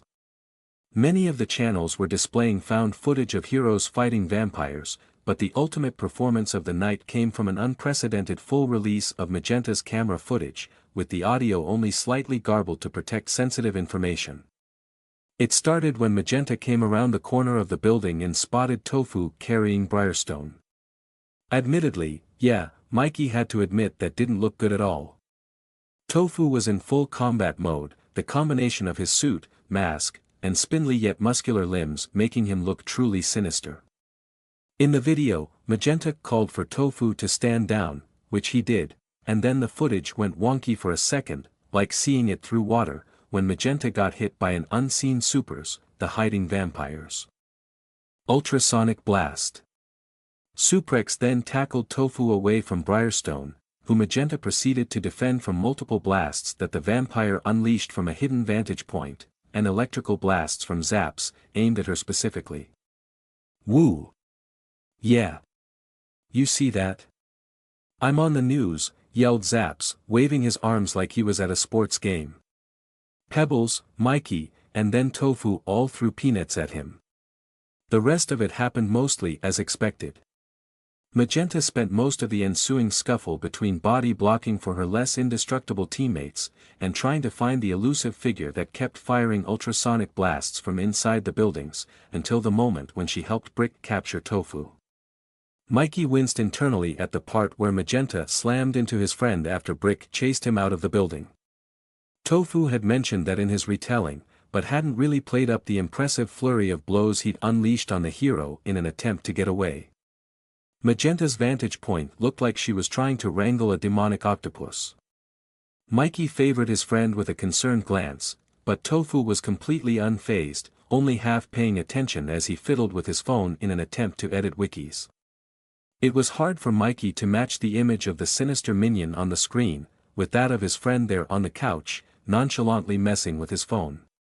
Next, Warhead made his dramatic appearance on the screen, and Mikey felt his stomach do flip-flops. Warhead was a boogeyman from Mikey's childhood, constantly raising the stakes for heroes when he showed up to a fight, and lurking in people's fears when he didn't. More than one hero had left the Cape scene dead or crippled thanks to Warhead, and it was only the fact he spent most of his time away from Fortress City that many an E13 resident could sleep peacefully. Mikey himself had watched Warhead's final arrest on the news with Tim when they were 10 years old, the two of them cheering as Candor apprehended the menace. Seeing Warhead back near E13 had Mikey suddenly regretting everything, and Pebbles and Zap seemed to be of the same opinion, although their fear stemmed from their assertion that Warhead was a hard ass. Zaps was already lamenting the laps Warhead was going to make him run. Finally, the camera revealed the super vampire for the first time, allowing the audience to see the vicious creature in full. Luckily it had attacked Hydrox first, who defended himself with barriers of water long enough to avoid being outright killed while the other heroes were distracted dealing with Warhead's assault. From there, it used Briarstone's strength and Avu's flight to relentlessly pursue individual heroes, attempting to absorb more powers and turn the fight even more in its favor.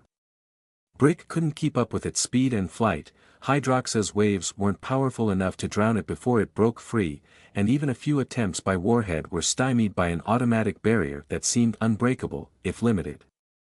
It was the combined effort of Esotek and Polkadotes that managed to bring it to a standstill, and allowed Magenta to deal the finishing blow, her force field interacting strangely with the auto barrier in a way that allowed her to bypass it. The vampire died with Magenta's fist going through one of its giant compound eyes, both their barriers mangled against each other like amoebas made of glass shards, until finally the vampire expired explosively, each of its stolen powers firing off at once and shredding Magenta's arm to the bone before her force field could pop back into place.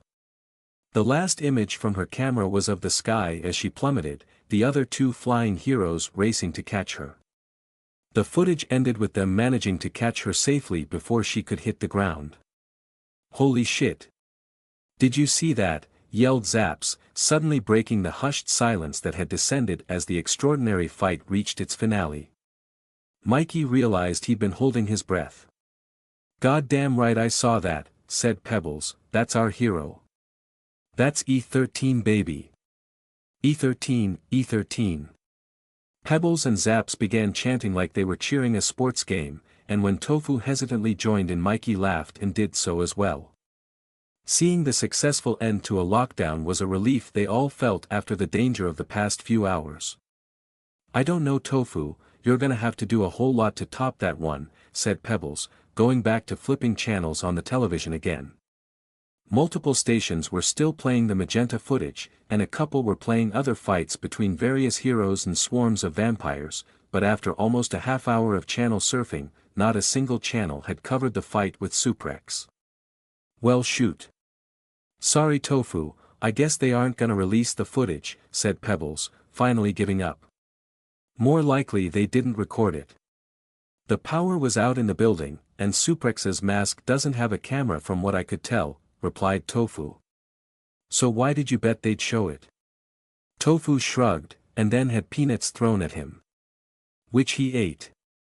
They eventually ran out of interesting clips to watch, but Pebbles claimed it was a bit too early to start driving around as a minion, and made a call to Rattleback to receive further instructions.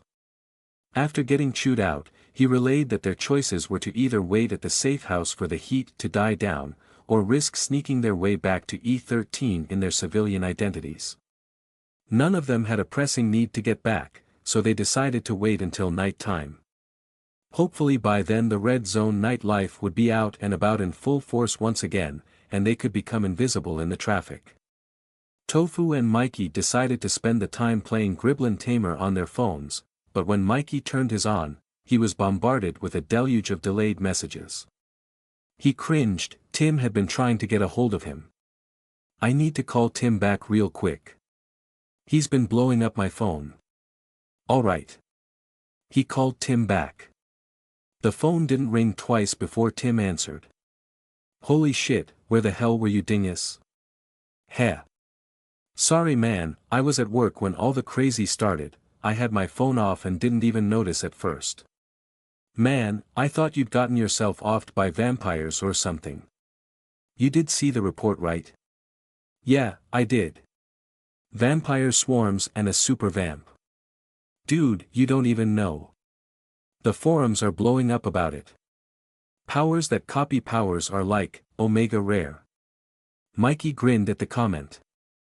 This was one of the times where he did know. I know man. You've quoted all the stats to me. Is that what you're aiming for next? Gonna get an Omega copy power? Man, screw you, Tim laughed, I'll become a tinker yet, just you watch. Ha, no worries man, I believe you. Tim. You there? Yeah, I'm here. Hey, you saw the bit about Warhead right? Asked Tim, not half as exuberant as he'd been a second ago. Yeah I saw. Crazy right? Right. The thing is, it kinda freaked out my parents. They're saying they want to stay with my aunt for the whole summer, not just a week or two. Oh. Well, I mean it's not too bad. What? Dude, it sucks. We had so many plans. And I don't just mean the stupid tinker thing, we were gonna search for apartments and stuff for college, remember? Course I do man, although it had sort of taken a back seat in his brain, I'm just saying now's not the time to be traveling around and stuff, you know. Batten down the hatches and all that. Besides, we can still do all that stuff, I just need to shuffle it around my job. I'm making mucho bank right now, so college is totally a go. Mucho bank? At a warehouse? Ack. You know what I mean, enough for the first semester at least, and the next 2 years easy if I play this right, plus, like you said, people are spooked and taking off, so they need hands more than ever. Ha. Maybe I should apply. Ha. You in a warehouse? Doing cave grunt work? Would your parents even let you? Please no. Hey, you never know, I could convince them to let me go to E13, alone, to work with you troglodytes, but nah, not my style, laughed Tim. Mikey laughed too, but it was a bit strained. Anyways Mikey, I did want to ask, well, with Warhead, and that lockdown, and just, you know, summer, I talked with my folks, and, if you wanted to, you could spend odd summer up with us. Mikey fell silent, stunned. Your mom too, of course. We have the room, well, you'd have to room with me, and your mom could take my uncle's study. I can't promise it'll be comfortable, but since it's summer, sticking together is the important part, right? Mikey broke into a smile. He'd put up with my mom. Wow, he really is worried. Hey, thanks Tim, really, said Mikey, but I think I'm good man. I can't really quit the job yet anyways. Why you sure? Yeah. Look, I know Warhead is supposedly back or whatever, but that's not my problem, right? I've got a steady job, my mom's boyfriend is out of the picture for good this time, and when summer is over I'll have enough that I can room with you wherever. I'll keep my head down, and summer will be over before we know it.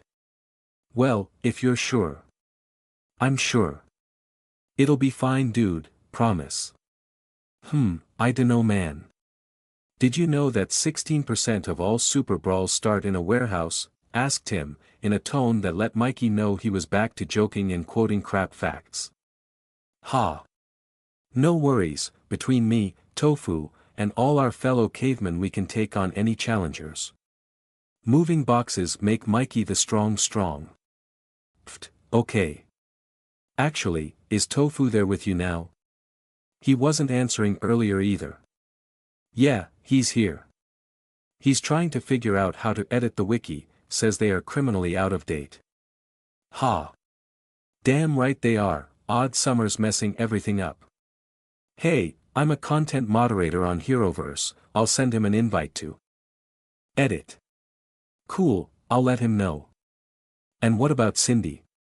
What? She's fine. What do you mean? Why do you ask? You ask her out yet? What? No. I've known her like 2 weeks, dude, she barely knows me. Coward. What makes you think I was even gonna? Dude, you told her you listened to Mega B00T and she didn't run screaming. 'Cause Mega B00T is the shit and you know it. The two of them didn't talk much longer, but that was fine, they would have plenty of time to talk later. Odd Summer would be over soon enough. All Mikey had to do was lay low, keep his head on his shoulders, and it would all work out fine. True, he wasn't quite as confident about the whole Warhead thing as he'd led Tim to believe, but Mikey was a minion now, he and Warhead were technically on the same side. Besides, most of the people he'd met working as a minion turned out to be pretty cool, shattering his preconceived notions of evildoers left and right. So how bad could the guy be? Jalopy Deathtrap, you are clear to land. What was that tower? I'm sorry, I couldn't make that out, my engine is clanking too damn loud. Land, you banshee fart. The ants had gotten the other half before he arrived, unfortunately. But better half than nothing. Jonah set the skimmer down right in the center of the pad, showing these other naysayers that the flying jalopy could too show as much grace as these newer models. He started to wind her engines down, eager to end his long shift pulling landwalkers out of the fire. Pilot, don't cut your engine just yet, came a new voice over the comm. What's that tower? Asked Jonah, dreading the inevitable answer. Got a priority package for forward base Bravo 7. Needs to head out ASAP. Any reason why another bird can't take it? Just finished 9th hour, bird needs polish. All other skimmers are busy, pilot. Keep spinning engines and await package. Roger that, load of bullshit. There were 3 other birds on the tarmac waiting to go that he could see. But those were the newer models. Hey Jonah, if you're tired I can take this package, said Davy Jessen, his co-pilot, I'm only 4 hours since you picked me up. Pfft, I'm still fresh as a daisy. And let you fly my baby girl. Hell hasn't frozen over yet, DJ. Man, you know she's been around the block 100 times already. Talk like that about my girl again, I dare you. I'll drop you out the back, you picnic basket. Davy just smiled that shit-eating grin of his, acknowledging their back and forth. Jonah went back to his pre-flight checks. He put as much care into them as he always did, but then did them again to settle his nerves. Priority package. Forward base. Not risking a newer model. He knew what that meant. The package was a Victor. 30 minutes later, priority, right, his suspicions were confirmed when 8 soldiers in full battle garb escorted 3 men to the tarmac. 2 of these 3 were guards for the third, their 7-foot frames bulging with muscles an obvious indicator that they were silverbacks. Either low-caliber strength soups, or people hopped up on the government's newest experimental formula, the means was irrelevant. What mattered was the heavy-duty bolters each held trained on the third person, a Victor in a tinker-made restraint jacket. They weren't taking any chances with this one. A criminal. A cowl. A villain. A kid. They marched him over to the skimmer and loaded him into the passenger hold. Then the entire escort took their seats along with him. Seems they were along for the ride. You see that? Said Davy, making sure to use the pilot-only channel. I'm not blind. That was a kid. I know. Hell, he's probably barely older than mine. 18. 19. If he's 20 I'll eat my boots with ketchup. Think they got enough babysitters on him? Jesus. Probably can't even grow peach fuzz. Don't let looks fool you, Davy, replied Jonah, not quite believing the words himself. If he's here he's still a victor. As the mechanic/tinker finished checking the bird, and they were cleared for takeoff, Jonah's thoughts uncharacteristically turned to his wife and boy back in Fortress City. Normally he liked to keep his head clear of distracting thoughts while in the air, keep work and home separate as it were, but the kid Victor in the back had him thinking of home. Odd summer had ended a month ago, and as usual he'd spent it with his family, weathering the storm of bad news bulletins and disasters that plagued everyone during that time of year. He could have stayed with them this time. But he was an army man, and the real work for the army came after odd summer ended, when all the beasties and monsters came crawling out of the woodwork with new powers and mutations and tried to start putting down roots. This would be his third tour of duty, each of which consisted of either 2 years, or just 6 months if you toured the Panama Canal after odd summer. His first tour had been before he met his wife, the second while his son was still a baby. This would be his first down in Panama. When he'd accepted this posting, he'd been thinking of the short 6 months before he'd get to go back home. His boy wasn't going to be a boy much longer, and he wanted to take the time to be there with him while he was still young enough to care about having his old man around.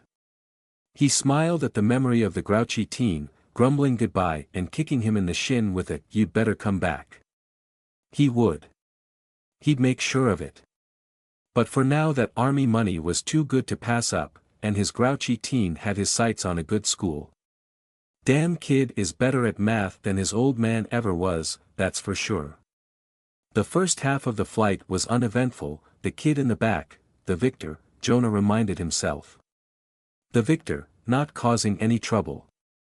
Unfortunately it seemed they wouldn't make it all the way to Bravo 7 without complications. A curl of smoke was winding its way up into the sky. He diverted course just enough to check it out. You didn't ignore the unusual out here. What the hell is that? We're way too far north for. He was wrong. They flew over the next elevated hill and suddenly had a great view of the expansive lowland valley. Ants. Lots and lots of ants. They blanketed the valley from one end to the other, like a living, chitinous carpet, the smallest the size of a person, the biggest ones the size of tanks and small houses, but that wasn't what caused Jonah's heart to fall into his stomach. They had a queen with them. The first he'd ever seen in person.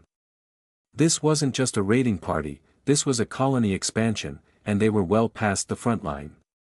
The reason why was immediately apparent as well, all of the ants were translucent. Each looked as if it were sculpted by an expert glassworker, only a slight shimmer inside each where the also translucent organs shuddered and jiggled, or where some food had yet to be digested. In the daylight it was easy enough to make them out, but at night they would be practically invisible to casual flyovers, which was how they must have snuck past the forward bases. The only reason Jonah had spotted this group, the only reason, was because of an all-terrain supply truck that had had the misfortune of being in their path. Why the truck was all the way out here he couldn't begin to guess, but the unfortunate soldiers had been encircled completely, and either the truck had been damaged enough to burn, or the doomed soldiers had set it afire themselves in some last-ditch effort. His co-pilot Davy immediately started yelling into his headset, "Skimmer 35-2 all points. We are 9 north by 82 west. I have eyes on an ant queen. Repeat, I have eyes on an ant queen." Jonah felt sick that there wasn't a damn thing they could do for the few soldiers somehow still alive near the truck, but even worse than that was the thought of a queen getting this far north, and a mutant at that.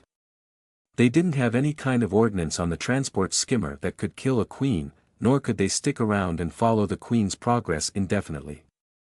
Already he could see a fresh batch of eggs being pushed out by the bloated insect, and it was likely a few of those would be flyers, growing and ready to fly within the half hour. Now that her cover was blown, it was likely the queen would stop restraining herself and go into full production right there.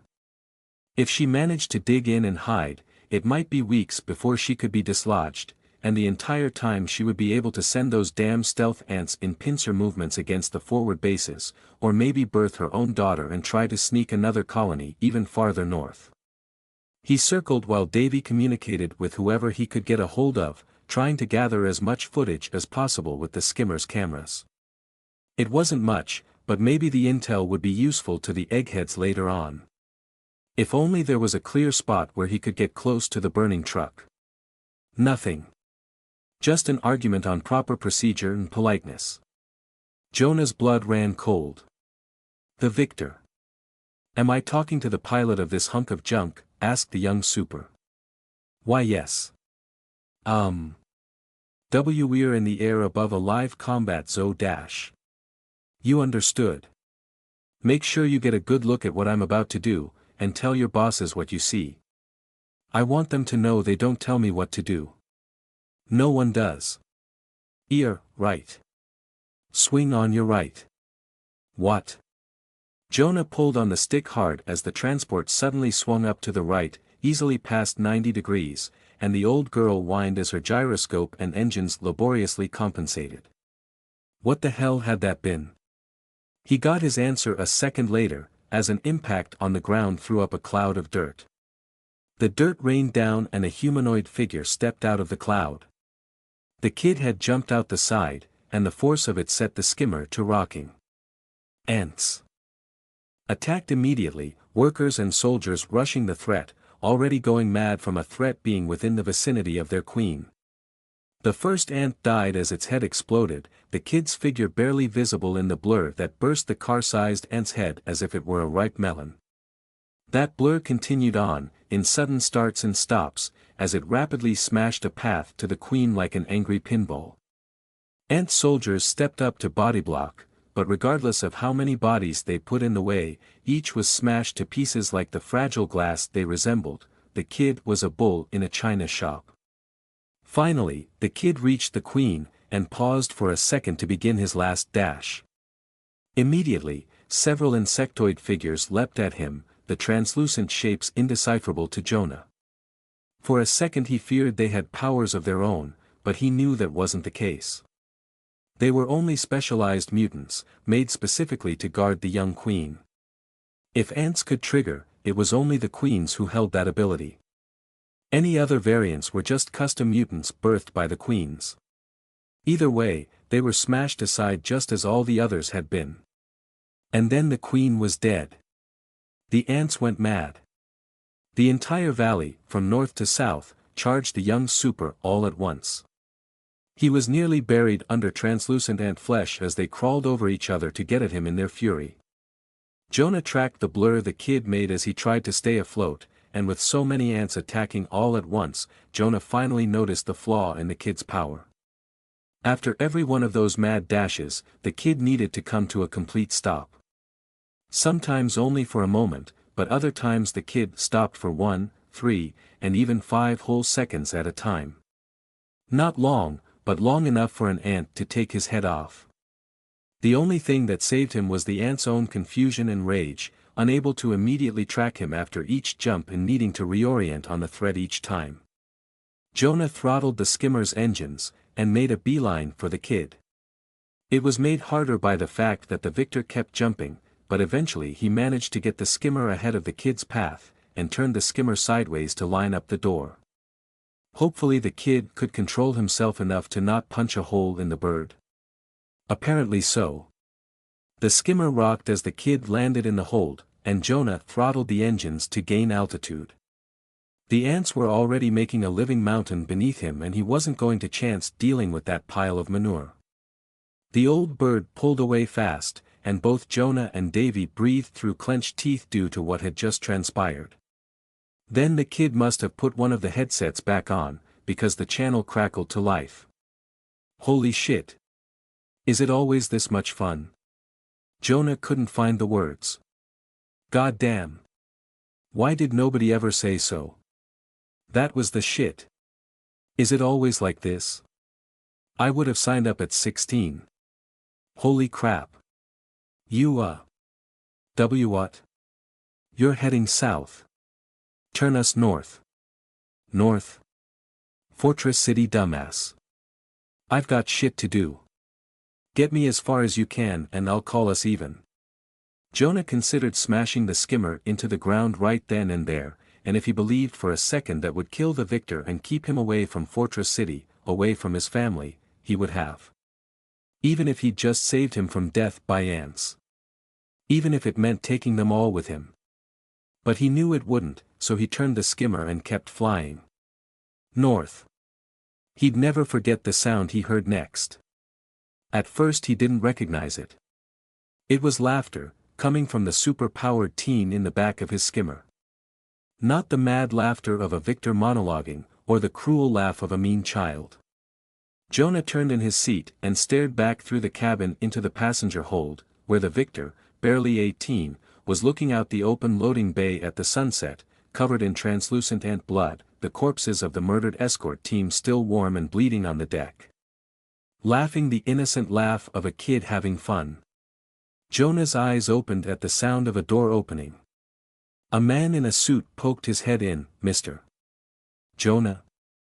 Sorry for the wait, we'll see you now." A grunted was all Jonah said in response. He wiped the sand from his eyes and blinked as the dream faded.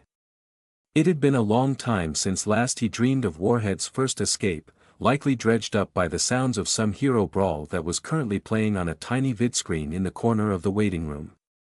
It was tuned to one of the news channels he never bothered paying attention to. Stupid dream.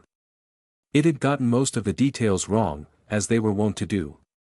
First and most of all was that Davy, his co-pilot, had been dead for years before Jonah ever met Warhead, killed during Jonah's second tour of duty when a mutant grasshopper attacked their skimmer. JD and DJ. Their passengers had quickly taken to naming their old skimmer the Jalopy Deathtrap as a joke. The Jalopy hadn't survived that grasshopper either, come to think of it. Damn bugs. And a simple silverback team to escort Warhead? Jonah snorted mirthlessly. Laughable. Two supers with anti-kinetic powers had brought the 18-year-old supervillain down south on that first trip. They had come across the mutant ant queen made of glass though. That part was real. Warhead had helped kill the queen that snuck north, but his two escorts had died in the process of fighting the rogue ant army. Whether or not Warhead had something to do with it had never been quite clear.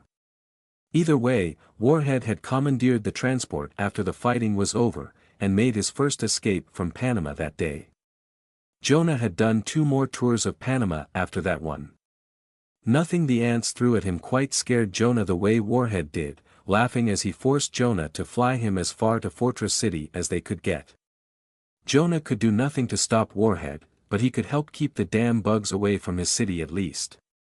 You didn't realize it in Fortress City's sterile confines, but outside the walls life thrived. A 1 in several billion chance of a bug getting powers meant nothing when there were trillions of them. Keep the monstrous ants away from the city his family lived in, and earn a pretty penny to put his kid through college at the same time to boot. It had seemed like a no-brainer. His son was dead now though. Another lie the dream told. If only I. "Mr. Jonah?" asked the man in the suit. "I'm coming. Keep your shirt on." He stood up, his old joints popping from his nap in the waiting room chair. The 2 agents who sat on either side of him followed suit. Technically they were his escorts, but he knew they were basically his handlers. Oh, how the tables had turned. Now he was the victor, but they needn't have bothered with escorts for him. Even if he cared to run, which he didn't, he was far too old for that running crap. He followed the man, who introduced himself as Jerry, into a room with a steel conference table. There were 2 more suits with him, and they immediately got to work pushing forms and charts and other crap under his nose. As if he would read it. "A pleasure to meet you, Mr. Jonah. I've read your file. 5 tours of duty, 3 guarding the Panama Passage. Quite impressive." Jonah nodded in confirmation of the number only, and then zoned out of the discussion, wishing to get it over with. "Technically your status will be that of a sidekick, but unofficially you'll be counted as a senior member of the team. That applies to pay and benefits such as..." Benefits. Ha. Could have used those ages ago. "Your mask will need to be equipped with a camera during the probationary period."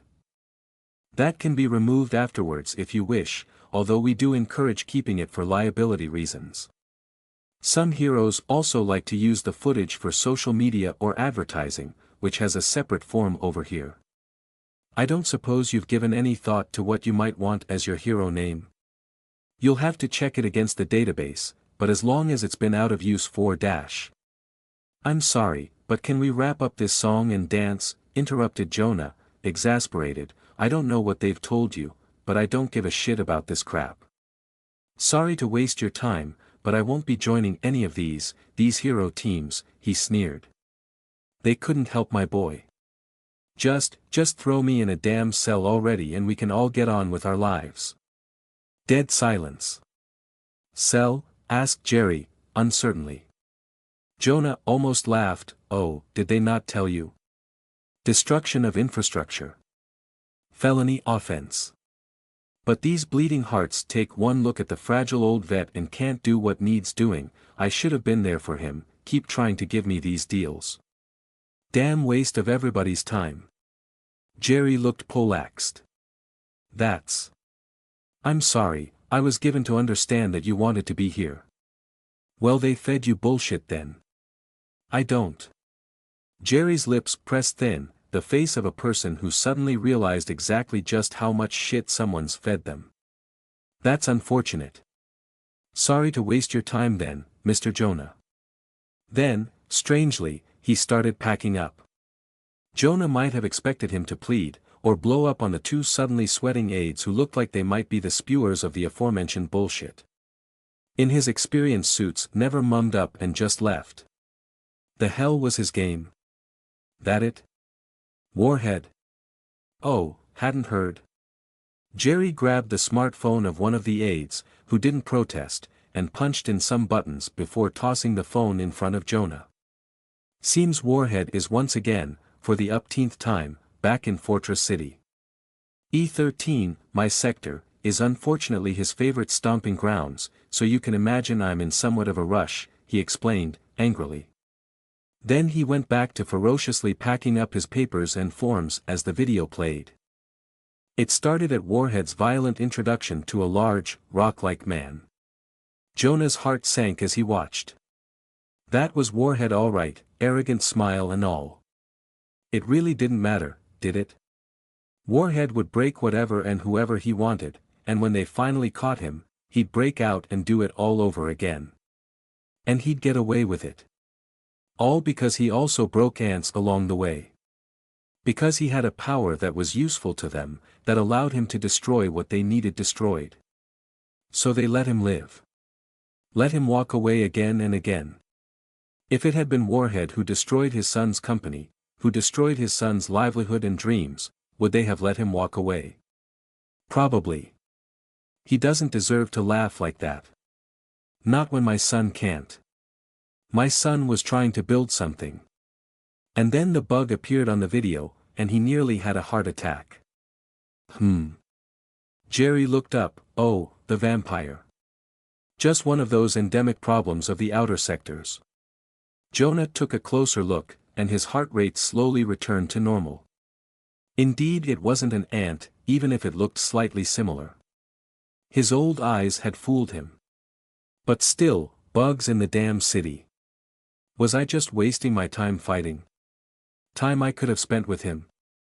At least Warhead was already smashing it like the bug that it was. Huh. Why the hell wasn't he killing it? Where was he going? In the video, Warhead took a few pot shots at the vampire, failed, and then left. But, that's all he's good for. The video continued, and it was left to the heroes to stop the vampire. All of them young faces he didn't recognize. Not one of them looks older than 30. Late 30s tops. My boy, my son was already 40. The damn bug had them on the ropes multiple times, its strange multi-power allowing it to counter and strike back at any individual super. They countered with teamwork, using tactics and training to drive the bug into a corner with a determination that would have made any drill sergeant cry tears of joy. Their teamwork and strategy paid off, and eventually they slowed it down enough for someone to take a real stab at it. The cape wearing the camera was the one to deal the finishing blow, nearly killing herself in the process. The phone shattered in his grip, crushed into shards that stabbed into his palm, the power going out with a sad fizz. The owner gasped, but took one look at Jonah's scarred face twisted in fury and decided they could get a new phone. "She live?" asked Jonah, not looking up, the young woman. The young hero, whose arm was pulped and shattered while risking her life, because a monster like Warhead wouldn't do the one thing he was good for. Jerry stopped his packing and leveled a cool glance across the table at Jonah. "You mean Magenta?" "Yes, barely. She suffered organ failure from the ultrasonic blast that resulted, but they somehow managed to stabilize her in time. She'll be in the hospital until a super who can heal her past her force field has a spare moment. As you can imagine, there's a long waiting list due to Odd Summer." Jonah stared down at the phone.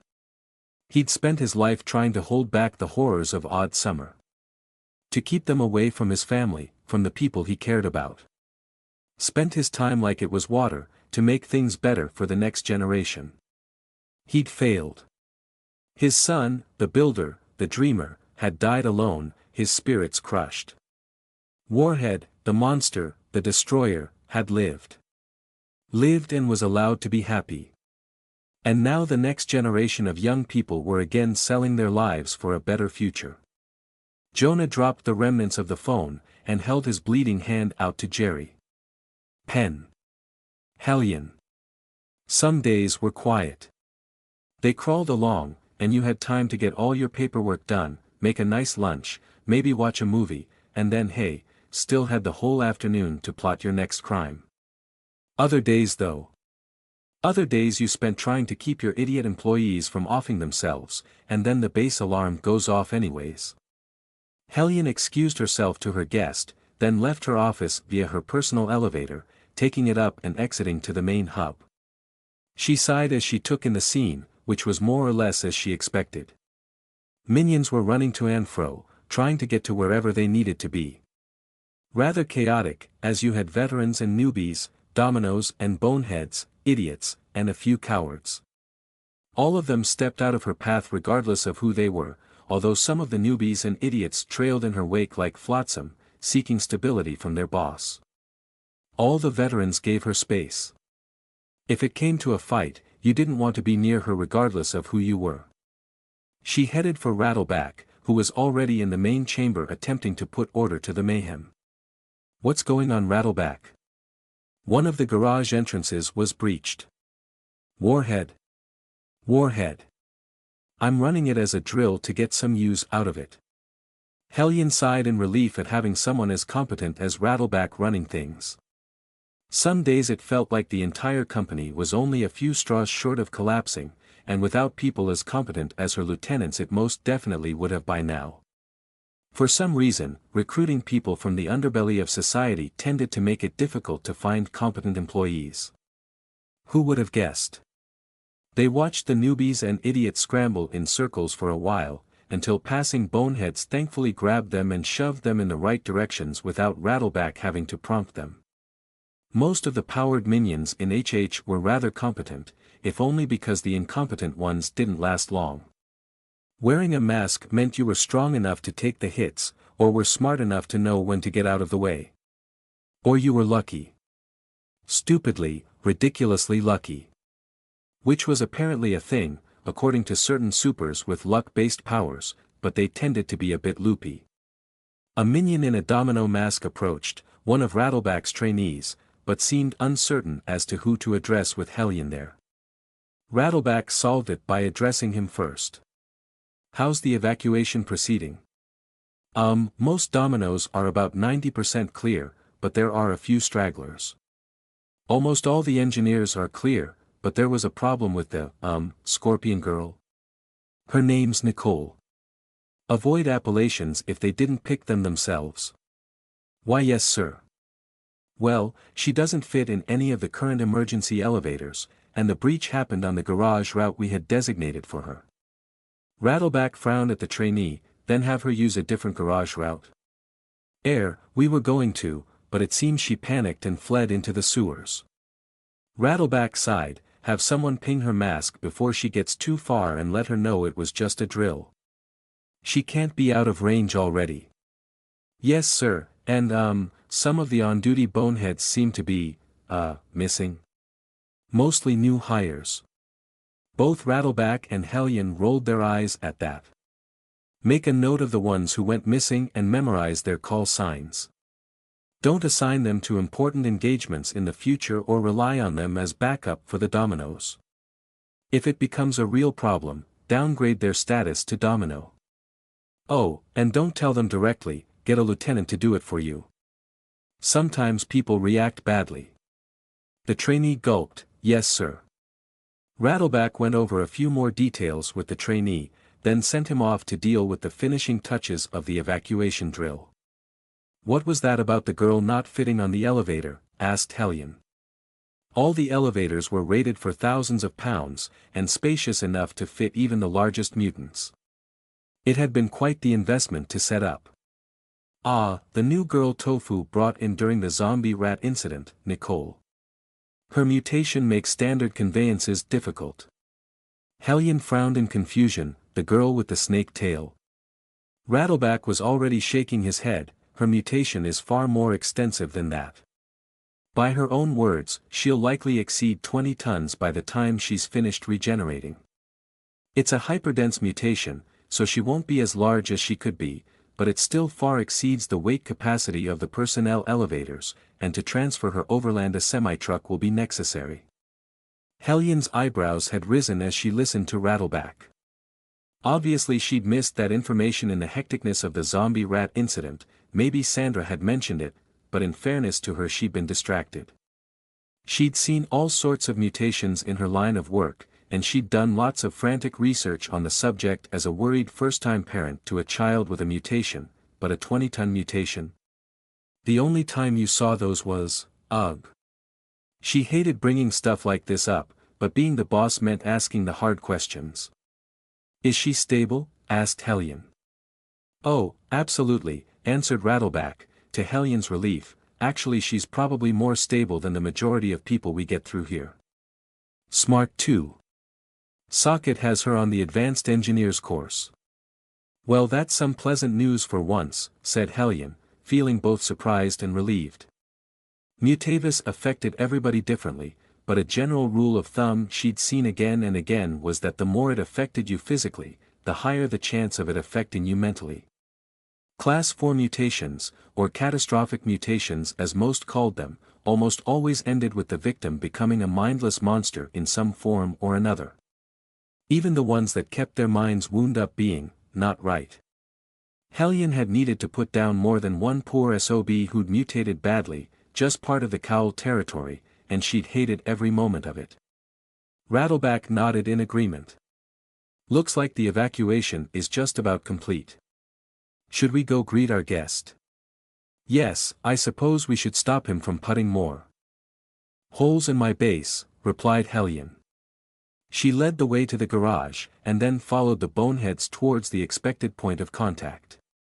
The boneheads were following proper protocol, with brutes and people who could take a hit in front, and people with glass cannon abilities and powers in the back. Her heart lurched to see a pair of red metal gauntlets in the mix, and she had to stop herself from yelling at her daughter to get to an elevator. She huffed, silently. That was going to take some getting used to. Thank goodness this time was just a drill. Hellion moved to the front of the crowd, glad to see that someone had opened the blast doors. They wouldn't have stopped Warhead even if they needed to, and she was serious about him damaging the base. Warhead wasn't an idiot, but he also didn't care much for inconveniences. He was just as likely to punch through a locked door as wait for someone to open it, a personality trait that often had him butting heads with Socket, who had to fix all the things Warhead broke. They didn't need to wait long. Soon a humanoid figure stomped his way down the exit tunnel, and it was a tense second for the boneheads before he emerged from the gloom with a shout. Who the hell took my coat off the door? Yelled Warhead, once he was in sight. Hellion and Rattleback both sighed. Some things never changed. It's been 8 years, Warhead.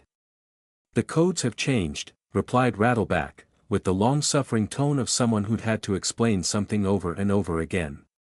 Well, I don't know why you keep changing mine. You know I won't remember a new one. Hey there Hellion, it's good to see you girl. Still wearing that Dark Lord outfit I see, Warhead smiled. Stop punching holes in my base you lummox, Hellion replied, with a scowl that slowly broke out into her own smile. She leaned in to give him a hug, which he reciprocated. Ah, it's been too long. Still like hugging a tin can though, said Warhead. Hellion thumped his shoulder. You could always visit more you ass. Not like it takes you long to travel. Bah, you don't need me pushing all your carefully stacked dominoes over. Until you do. What's so important you had to sneak me a message? He trailed off as she subtly signaled him to silence. So, how are things? He asked, changing the topic.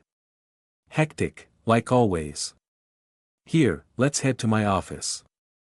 They began to head back, and Rattleback went to herd the confused minions back to work. Hectic huh? Need me to get some of these slackers into shape? He glared at the group of boneheads that were filtering back. Some of the ones who recognized him tried to make themselves inconspicuous. Now, try to go a day before you traumatize my employees. I don't need you scaring off the new recruits. Why? Any of them worth a damn? Oh, quite a few this time. One you might even recognize. MHM. And who's that? Someone you know. Someone who might not have been old enough the last time you came round. Stop playing coy woman, you know I don't do guessing games, wait. Hellion grinned like the cowl who just caught the cape, and Warhead followed her eyes over to the group of boneheads. It didn't take him long to single out one bonehead wearing heavy-duty Tinker-made gauntlets, and they were red. How much more obvious could it be? Do my eyes deceive? Is that the little firestarter herself? All grown up and wearing her own mask. His voice boomed across the room, and the minion in question froze like she'd been caught with her hand in the cookie jar. Slowly she turned to Warhead, trying to ignore the curious gazes of the other minions who turned at the ruckus. Ah. Hello Warhead. Warhead. Warhead. He clutched his hands over his heart, dramatically, then said in a teary voice, Hellion. She don't remember me no more. Ifrit slouched and sighed, hello Uncle Bert. It's good to see you. Get over here you munchkin. Where's my hello? Or should I say beanstalk? When'd you get so damn tall? Hellion had to restrain herself from cackling at her daughter's plight as Warhead gave her the 3rd degree. She had promised her daughter to keep work and home life separate, but Warhead had made no such promise whatsoever, and good luck trying to wring one out of him. Serves you right for making your mother worry so often. Eventually Ifrit managed to extricate herself from the situation after promising to catch up properly when her shift was over, and retreated with the other boneheads while threatening several of them with fire if they continued snickering. Warhead rejoined Hellion and Smoke as they headed for her office. Damn, was I really gone that long? They grow so damn fast, said Warhead. You're telling me? I keep forgetting she's 18 and I don't need to put her on timeout for sneaking into the base. She's given me 2 heart attacks already and we're barely a month into odd summer. Only 2? Ah, she always was a good kid. She'll make a great minion Hellion, you worry too much. The two of them chattered on the way back to Hellion's office, and Warhead found another old acquaintance waiting for him there. Murphy. How's it been girl? Ack. Not so loud please Warhead, requested the woman resting in a comfy office chair. She wore plain clothes, a comfortable tracksuit, but her white opera mask, decorated with math equations of all things, was currently pushed up to allow for a cold compress to be applied to her eyes and forehead. Oof, sorry Murphy, continued Warhead, in a quieter voice, do a lot of spending then? Yes. That lockdown could have gone very badly. Ah, I guess I have you to thank for the near misses. Damn mosquito thing nearly caught me 3 times. Kept pulling powers out of its ass. You're lucky it didn't bite you, chuckled Murphy, giving Warhead a one-handed arm clasp in lieu of a hug. It's good to see you, Bert. How have you been? Oh, same old same old. Ants are holed up to endure odd summer, then they'll come marching 2 by 2 come winter and I'll be up to my knees in bug guts again. How's the casino business? Oh, you know. Ups and downs. Hellion keeps spending all my hard-earned money though. Her kids keep getting into the most interesting trouble. My valuable employees, Murphy, corrected Hellion. Warhead and Murphy both chuckled. Well then, said Warhead, down to business. What's so important you're playing spy with me, Hellion? I have to admit, I'm curious myself. She's been so very mum the past few weeks. Makes me think she's up to something, said Murphy, removing the compress and pulling her mask down. Some talk simply required proper atmosphere, even if you were in plain clothes. I'm planning a heist, said Hellion, simply. That it? Asked Warhead. Boo, poor build-up, anticlimactic finish, criticized Murphy. Oh come now, you haven't even asked what I'm stealing yet. I'll give you a hint, we can only steal it during odd summer. Both of her compatriots paused, thinking. Murphy got it first, though from her wince she might have used her power to peek. You mean the heist, said Murphy, suddenly animated. Then she had to quickly pull her mask up again to put the compress back on, leaning back with an ugh. You're pulling my leg, said Warhead. Nope. Someone in Central slipped up, and Jasper managed to get their transfer plan for this year, replied Hellion. Wait, Jasper. And confirmed by Trebla, I'm not an idiot. Ah, Trebla, huh, well hot damn, when we doing this? Can't tell you yet. I don't want any telepaths or precogs or calculators or whatever picking up on what you may or may not know before we're ready. For now the only ones with full knowledge are myself and Trebla, oh, and maybe Smoke. The three of them looked over to the fourth figure, standing at attention just over Hellion's shoulder. He neither confirmed nor denied, didn't even move beyond breathing really, so she just shrugged and turned back to her guests. Well, if you can't tell us, what do you want us doing in the meantime? I was going to ask you to stay low profile, but since that is already up in smoke dash. You knew it would be, don't lie, grinned Warhead. We're going with plan A. I've been calling in all of the old crew, and I'll leave you to your own devices as long as you prepare. I also have the details of a decoy plan we'll be implementing to throw precogs and such off the scent. Wait, said Murphy, slowly, when you say all of the old crew. Hellion's smile faltered for the first time as she bit her lip. Yes, Cookie too. Both Warhead and Murphy paled.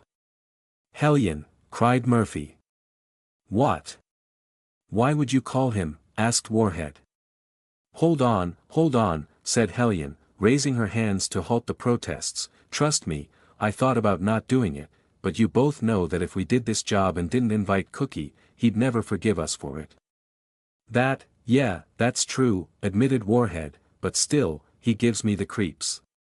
Is that even safe with your employees though? Murphy put forth.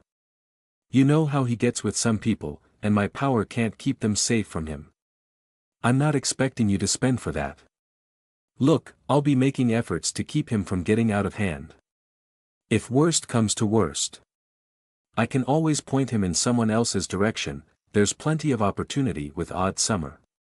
Warhead and Murphy both grimaced at the thought of it, and Hellion didn't exactly like it herself, but it was true. Odd summer revealed exactly the types of people that Cookie would take an interest in.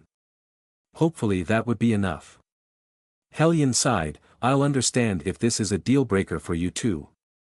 Warhead and Murphy considered it silently. Ah, screw it. You ain't scaring me away, doll. I'm not missing this one for the world, said Warhead. Hellion smiled and turned to Murphy, who was biting her lower lip as she patted her forehead with the compress. This is going to cost so much money, pouted Murphy, giving in. Just keep him away from my casino. I'll do my best, Murphy. Good.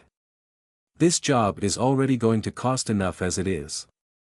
I know Murphy. But think of the payoff. They did, and grinned. Like Cowles who caught the cape. I like Griblin Tamer. Simple rules, complex gameplay, a plot that is unpredictable but not so convoluted that I can't understand the human reasoning involved. But most of all, I like that there is no risk of death, a wonderful component of all video games really. You can be fighting vicious monsters, who are far stronger than yourself, with amazing esoteric powers you can't hope to compete with, and yet, none of them have any hope of ever truly beating you. It makes for a very relaxing experience. One that I definitely needed, seeing as how I'd severely overstrained human.exe today. It was due to the fight with the heroes, of course. The vampire swarm was dangerous, but it was also predictable. For all their cunning and tool use, vampires were still organisms that followed their base instincts. Attack when you have the advantage, run when you don't. The most complicated aspect of them was how they were willing to accept higher risk actions to save their young offspring, something I was quickly beginning to realize was probably a baseline trait of all or most organisms. Humans, though, they were truly complicated. The fact that they both followed their instincts, and also constantly evaluated and judged those same instincts, meant they could be following a predictable course of action right up until they weren't. Throw in group dynamics, and random powers, and rectangles, and blah blah blah, and now I was so mentally strained I was even having difficulty figuring out how to trigger the peanut throwing ritual. Luckily, I could just eat from the can. I somewhat wanted to turn human.exe off for today, but I had too much data to analyze and there was still the threat that someone would find us at the safe house, or on our way back to base. For now, I passed the time playing Griblin Tamer with Mikey, while collating all the data I'd gathered today.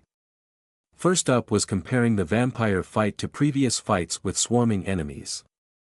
The rat swarm fight, I was low on resources, and had decent, but ultimately unsatisfactory fighting skills at the time.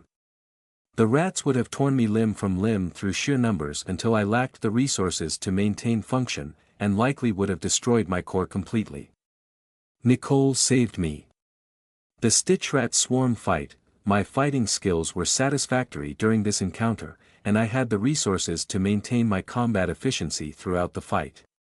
Working with Imp and Nicole also helped reduce resource consumption and increase efficiency for this fight.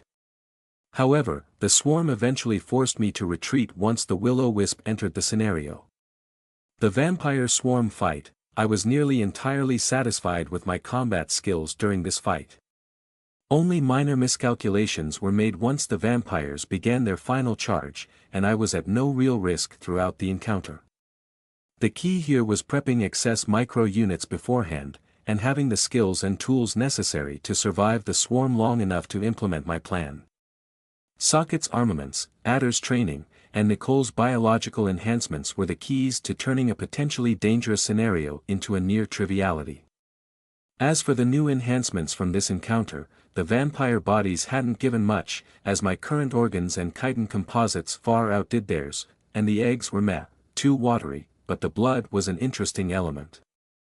Its sweet taste was due to increased sugar content, which this blood variant was exceptionally good at transferring, and thus, immediately beneficial to me. The problem with it was that it wasn't meant for an endoskeletal organism, as its qualities also made it rather oily and thick in comparison to human blood. Perfect for lubricating and providing pressure for exoskeletal joints, but not for quick blood flow, which was another quality I valued. It was another temptation to switch back to an exoskeletal system. Flexible chitin, plus foldable muscle, plus vampire blood would make for an excellent combination, and being able to contain organs within a shell made shifting them easier since I wouldn't need to worry about spillage. On the other hand, there were decent advantages to an endoskeleton. Heat venting was much easier, joint flexibility was easier to modify, and most important of all, I'd already established my disguise as looking like a base human, which was the easiest to remain unnoticed with. My identity was of a powered human as far as members of HH knew, and I had several acquaintances outside of HH who knew me as human. Switching now carried several social risks, as some in HH who knew I wasn't a mutant may become angered that I was pretending to be one, and outside acquaintances may break alliance with me if they thought I'd become one. None of it was life-threatening, but it could potentially upend my entire social network, which I had become increasingly attached to, and which I was increasingly reluctant to risk. The thought of having to restart an entire new network of social acquaintances was, oh. This must be similar to how humans felt when they were afraid of mutating. This feeling of dread. Fascinating. I was under no physical threat, and yet, but human.exe still. I should shut down human.exe and calculate the disguise options without it. Just in case it was adversely affecting my decision-making. But not yet. I still had so much data to review. I filed that thought away for later and moved on to the fights with the heroes. These had been semi-successful. On the one hand, I was pleased with my successes in countering each hero's individual power and combat style. However, on reviewing the data and the recordings, it was clear to me that the heroes had been controlling the overall situation almost entirely. Upon finding me carrying Briarstone, the heroes had based their entire plan around recovering their incapacitated teammates, and separating us minions. Suprex's opening tackle had both moved me farther away from the vulnerable Briarstone, and separated me from Zaps, my only real combat-capable ally. From there, I managed to beat Suprex in a solo engagement, but I was then cornered by the teamwork of Brick and Magenta, which would have resulted in my arrest if not for the timely intervention of Warhead. One hero after another until I was eventually cornered. Swarms of powerful individuals. Quantity and quality. This is what caused me to overtax human.exe, constant new combat data to interpret, as well as the need to correlate human culture concepts to real-life scenarios, and at the same time I was overclocking my response reactions. It seemed humanity was already one step ahead of me, and had already developed a counter to an entity such as myself. I wasn't back at square one, but this problem was more complicated than the previous challenges. More complicated than swarms. More complicated than kayfabe. More complicated than the peanut ritual. More complicated than rectangles, well, maybe not that complicated. Thought process instability detected. But I had too many ideas to shut down yet. First was simply better teamwork with HH. Only having Zaps and I as the combat-capable supers on this excursion turned out to be a detriment, as our teamwork was lacking. I would need to formulate better matchups for teams. Did the lieutenants already do that? I should check. Or practice with Zaps, or not. I don't like getting zapped. But I do like peanuts. But not the wikis. They were lacking completely. They definitely needed to be updated and formatted and reorganized, and their structure currently made no sense. And I would need to start killing supers in the surrounding areas that were detrimental to me. The wiki map of assigned locations would help. But I would make it better. With teamwork. Countering hero swarms relied on my ability to calculate teammates' abilities and reactions in response to surrounding threats, but they were ultimately outside my control, and this was unacceptable, as that meant I may not be able to deal with threats that were all around and around me everywhere. Hey, Tofu. Are you alright, man? I blinked and looked up from my phone. Yes, Mikey. I'm fine. Why do you ask? You kinda spaced out there, man. Your guy is just spinning in circles. I looked back down at the phone. He was right. I'd just been mindlessly moving the character back and forth. That was odd. Sorry, Mikey. I guess I couldn't think of an excuse. Hey man. If you need to take a break, we can. You've been going full steam all day. Full steam. I have trouble with metaphors, Mikey. Dude. You are fried. Tired. Maybe you should just lay down.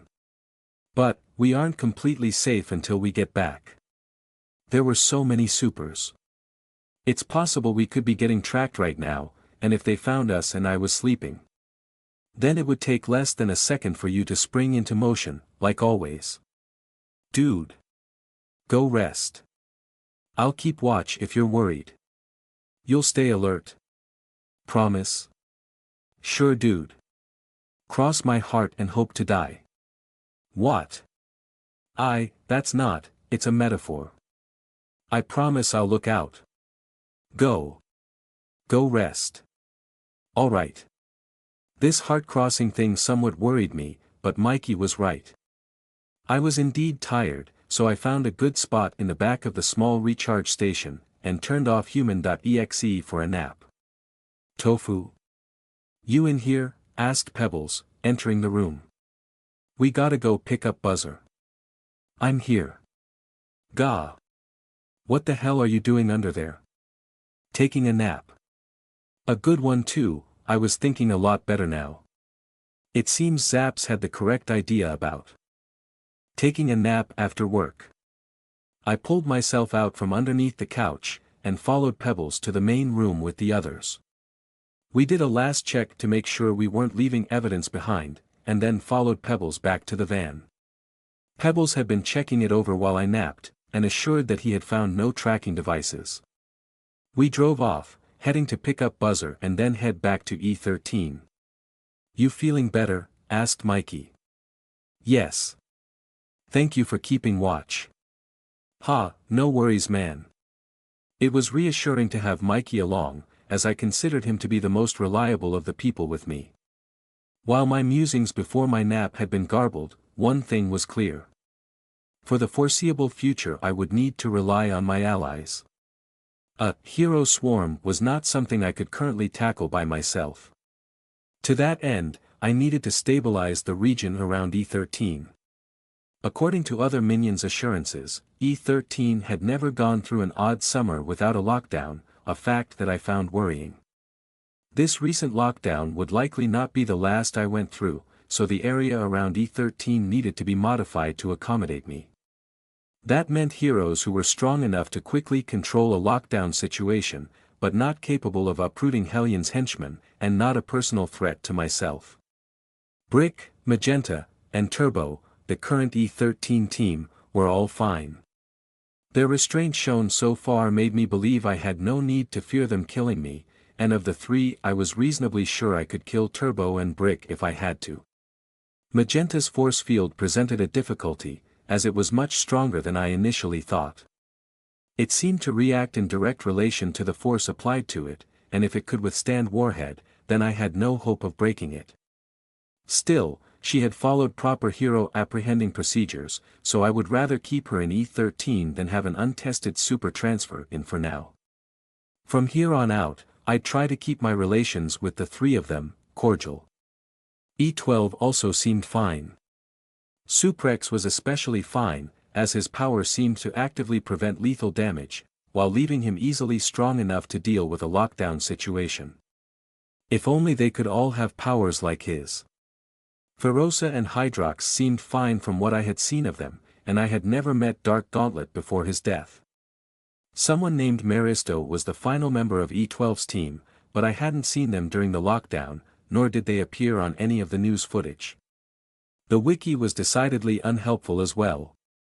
That left the other surrounding sectors around E13. NE12, Esotek, Bragg gone. Reported as a 4-person team. NE13, Avuz, deceased, Briarstone, transferred in, Top, Mabel, transferred out. NE14, no data. Reported as a 3-person team. E14, no data. Reported as a 2-person team. SE12, BB3, Torque, Cake, note, prioritize. SE13, Craggle, Dormouse, missing 3rd member. SE14, no data. Reported as 3-person team. The wikis were severely out of date. I now understood it was a mistake on my part to have depended on them, but I hadn't expected it to be this bad considering knowledge of surrounding heroes was something human civilians took an interest in. I expected them to upkeep the entries like Tim would, but it seemed only the popular heroes had well-maintained entries, while others were barely mentioned by name, if that. More than one sector simply had the amount of heroes working there. I needed alternate sources of data.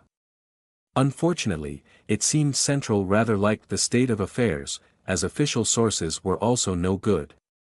Forget information on assigned sectors, let alone powers. The Central Databank was a simple list of hero names with a picture ID of them in costume, and that was it. Likely Central knew exactly where their heroes were stationed, but they didn't want the general populace, and villains, having unfettered access to that information. I needed reliable information, which meant I needed to contact Jasper, the information broker, but there had been difficulties getting a hold of him. The phone number he left me after our last encounter was out of service now. Perhaps Sandra would know.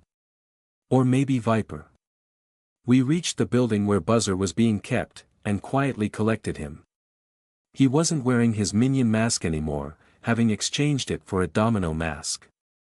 The bandages around his head likely had something to do with it. That helps with your concussion? I asked. Don't know, don't care. Damn quack. Pebbles, drive. I want this shitty sector in the rearview mirror. Ha. Damn straight. Ack, not so loud.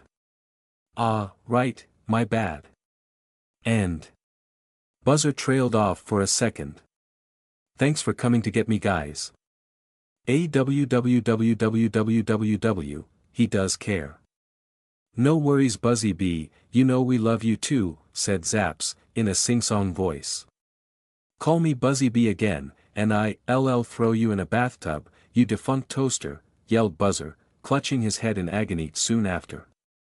Zaps just laughed, and Pebbles drove the van out of the alley. No worries, said Pebbles, we'll be back in E13 before you know it. A quick stop at the base to get things sorted and then we can get you to a proper doctor. Screw that. I just dodged death half a dozen times in less than 24 hours. I need a drink, said Buzzer. You sure that's a good idea with the concussion? Alright. Glad to see you're feeling better. I'll feel better when I have a beer in me. Red zone it is. Buckle up, buttercups. Don't we need to pick up Richard first? I asked. We were supposed to be escorting him. Richard? Shit, yelped Pebbles, the lawyer. Almost forgot. Nice save there. Can you imagine what Sandra would do to us if we came back without him? She would likely make us fill out reports. Pebbles shuddered, a fate worse than death. Now that had to be a metaphor. Mikey made the call, and it turned out to be a non-issue. Richard had already arranged alternate transport since he would be staying at the police station to hammer them for losing his client, which would have more impact if Buzzer stayed gone. In the best-case scenario, the minion known as Buzzer would be declared dead, which meant the next time Buzzer got arrested, it would reset his strikes record, since, obviously, it would be a new person using Buzzer's codename and not the old Buzzer. A complicated bit of manipulation, but one that would definitely help Buzzer if it paid off. It seemed he had an extensive minion record so far. That solved, we headed to Ashwoodesty. The van blended in easily with the tour buses and other traffic heading for E13, and soon enough we parked in a suitable garage, before heading up to the red zone level. Buzzer led the way, passing by many bars and restaurants where we could have stopped for his beer. Finally, he stopped in front of a large establishment, with 4 rather serious-looking door guards wearing suits checking a line of waiting patrons. Above the door, in blazing neon lights that gave off an aura of intense chromatic purple to my eyes, was the name of the establishment, the Cyborg Panda. Welcome to Paradise, newbies, announced Pebbles. Isn't this a strip club? Asked Mikey, hesitantly. Best one in the zone. Come on, let's not let Zaps get too far ahead of us. Indeed, Zaps had already cut to the front of the line, and the bouncers let him through with a respectful nod. Pebbles herded Mikey and I through the door, following after Buzzer. There was a darkened hallway immediately inside, which led to a second set of doors that opened up into the establishment proper. We didn't get 2 feet through the second pair of doors before. Pebbles. It's been ages. Where have you been? Oh, hello Buzzer, said a woman with a complete set of red scales encasing her body. I could tell because her dress left little unrevealed. Ha! Hello there Ruby. Play nice with Buzzer, he's had a hell of a day. Amber around by any chance? Phooey. Already thinking of other girls? Ah baby, you know you're my favorite. But I owe Buzzer and the boys here a good time, we just got out of that lockdown in E12. Think you could help me with that? Give them the tour. Oh my gosh. You were in there. I'm so glad you're all okay. Here, this way boys. Let's get you settled in. The bar is on your right, just let the girls know what you want and they can bring it to you. Main stage is on your left, but we'll get you to the private booths. If you want to try any party favors, we have almost everything, but some of it's restricted until odd summer's over of course. Over here we have. Ruby continued to explain the services available in the Cyborg Panda, but I was already planning my exit. I really didn't like this place. It was just, tactically unsound. There were bright flashing lights, neon signs, smoke machines, and many shadowed nooks and crannies that made keeping sight of all possible threat vectors impossible. Not to mention that it was also crowded, and nearly all of the employees and most of the customers were mutants, and combat models on top of that. The work respectable personal bubble described to me by the sensitivity trainer was not being observed here at all. Then there were the drugs, or party favors, as Ruby called them. Supposedly only the safe drugs were available to normal humans, but everything I'd heard about drugs and trigger events had been bad news.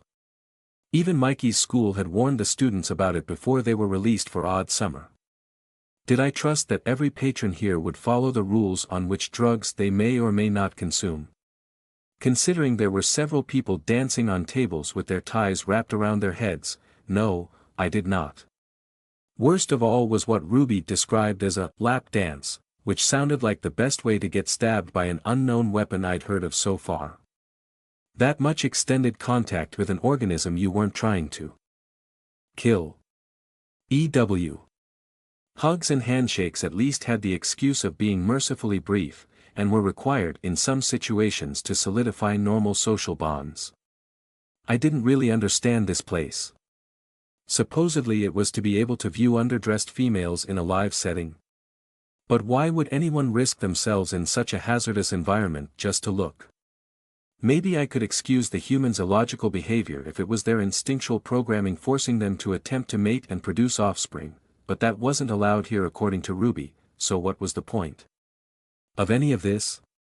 The nap I took helped me stabilize human.exe, but apparently it wasn't long enough, because I just wasn't getting it.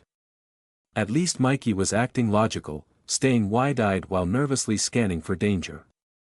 He seemed just as unable as I was to determine where he should be looking to see incoming threats, and his face and ears were turning bright red as he blushed, likely his body's attempt to increase blood flow and help his brain vent heat faster. Poor guy was likely overstraining his processing power, he hadn't taken a nap, and humans weren't very good at overclocking. You Pebbles, whispered Mikey, I'm not sure this is really my thing. I think I'm going to go. Ah, you sure? I'm buying the first round. Actually Pebbles, I began, I also think And over here is the all-you-can-eat buffet, said Ruby, you can serve yourself or ask someone to get you a plate. Over here is. I didn't hear the rest of what she said. Reassessing risk to reward ratios. Within acceptable parameters. Would like to stay for dinner. After all. Henching makes you hungry.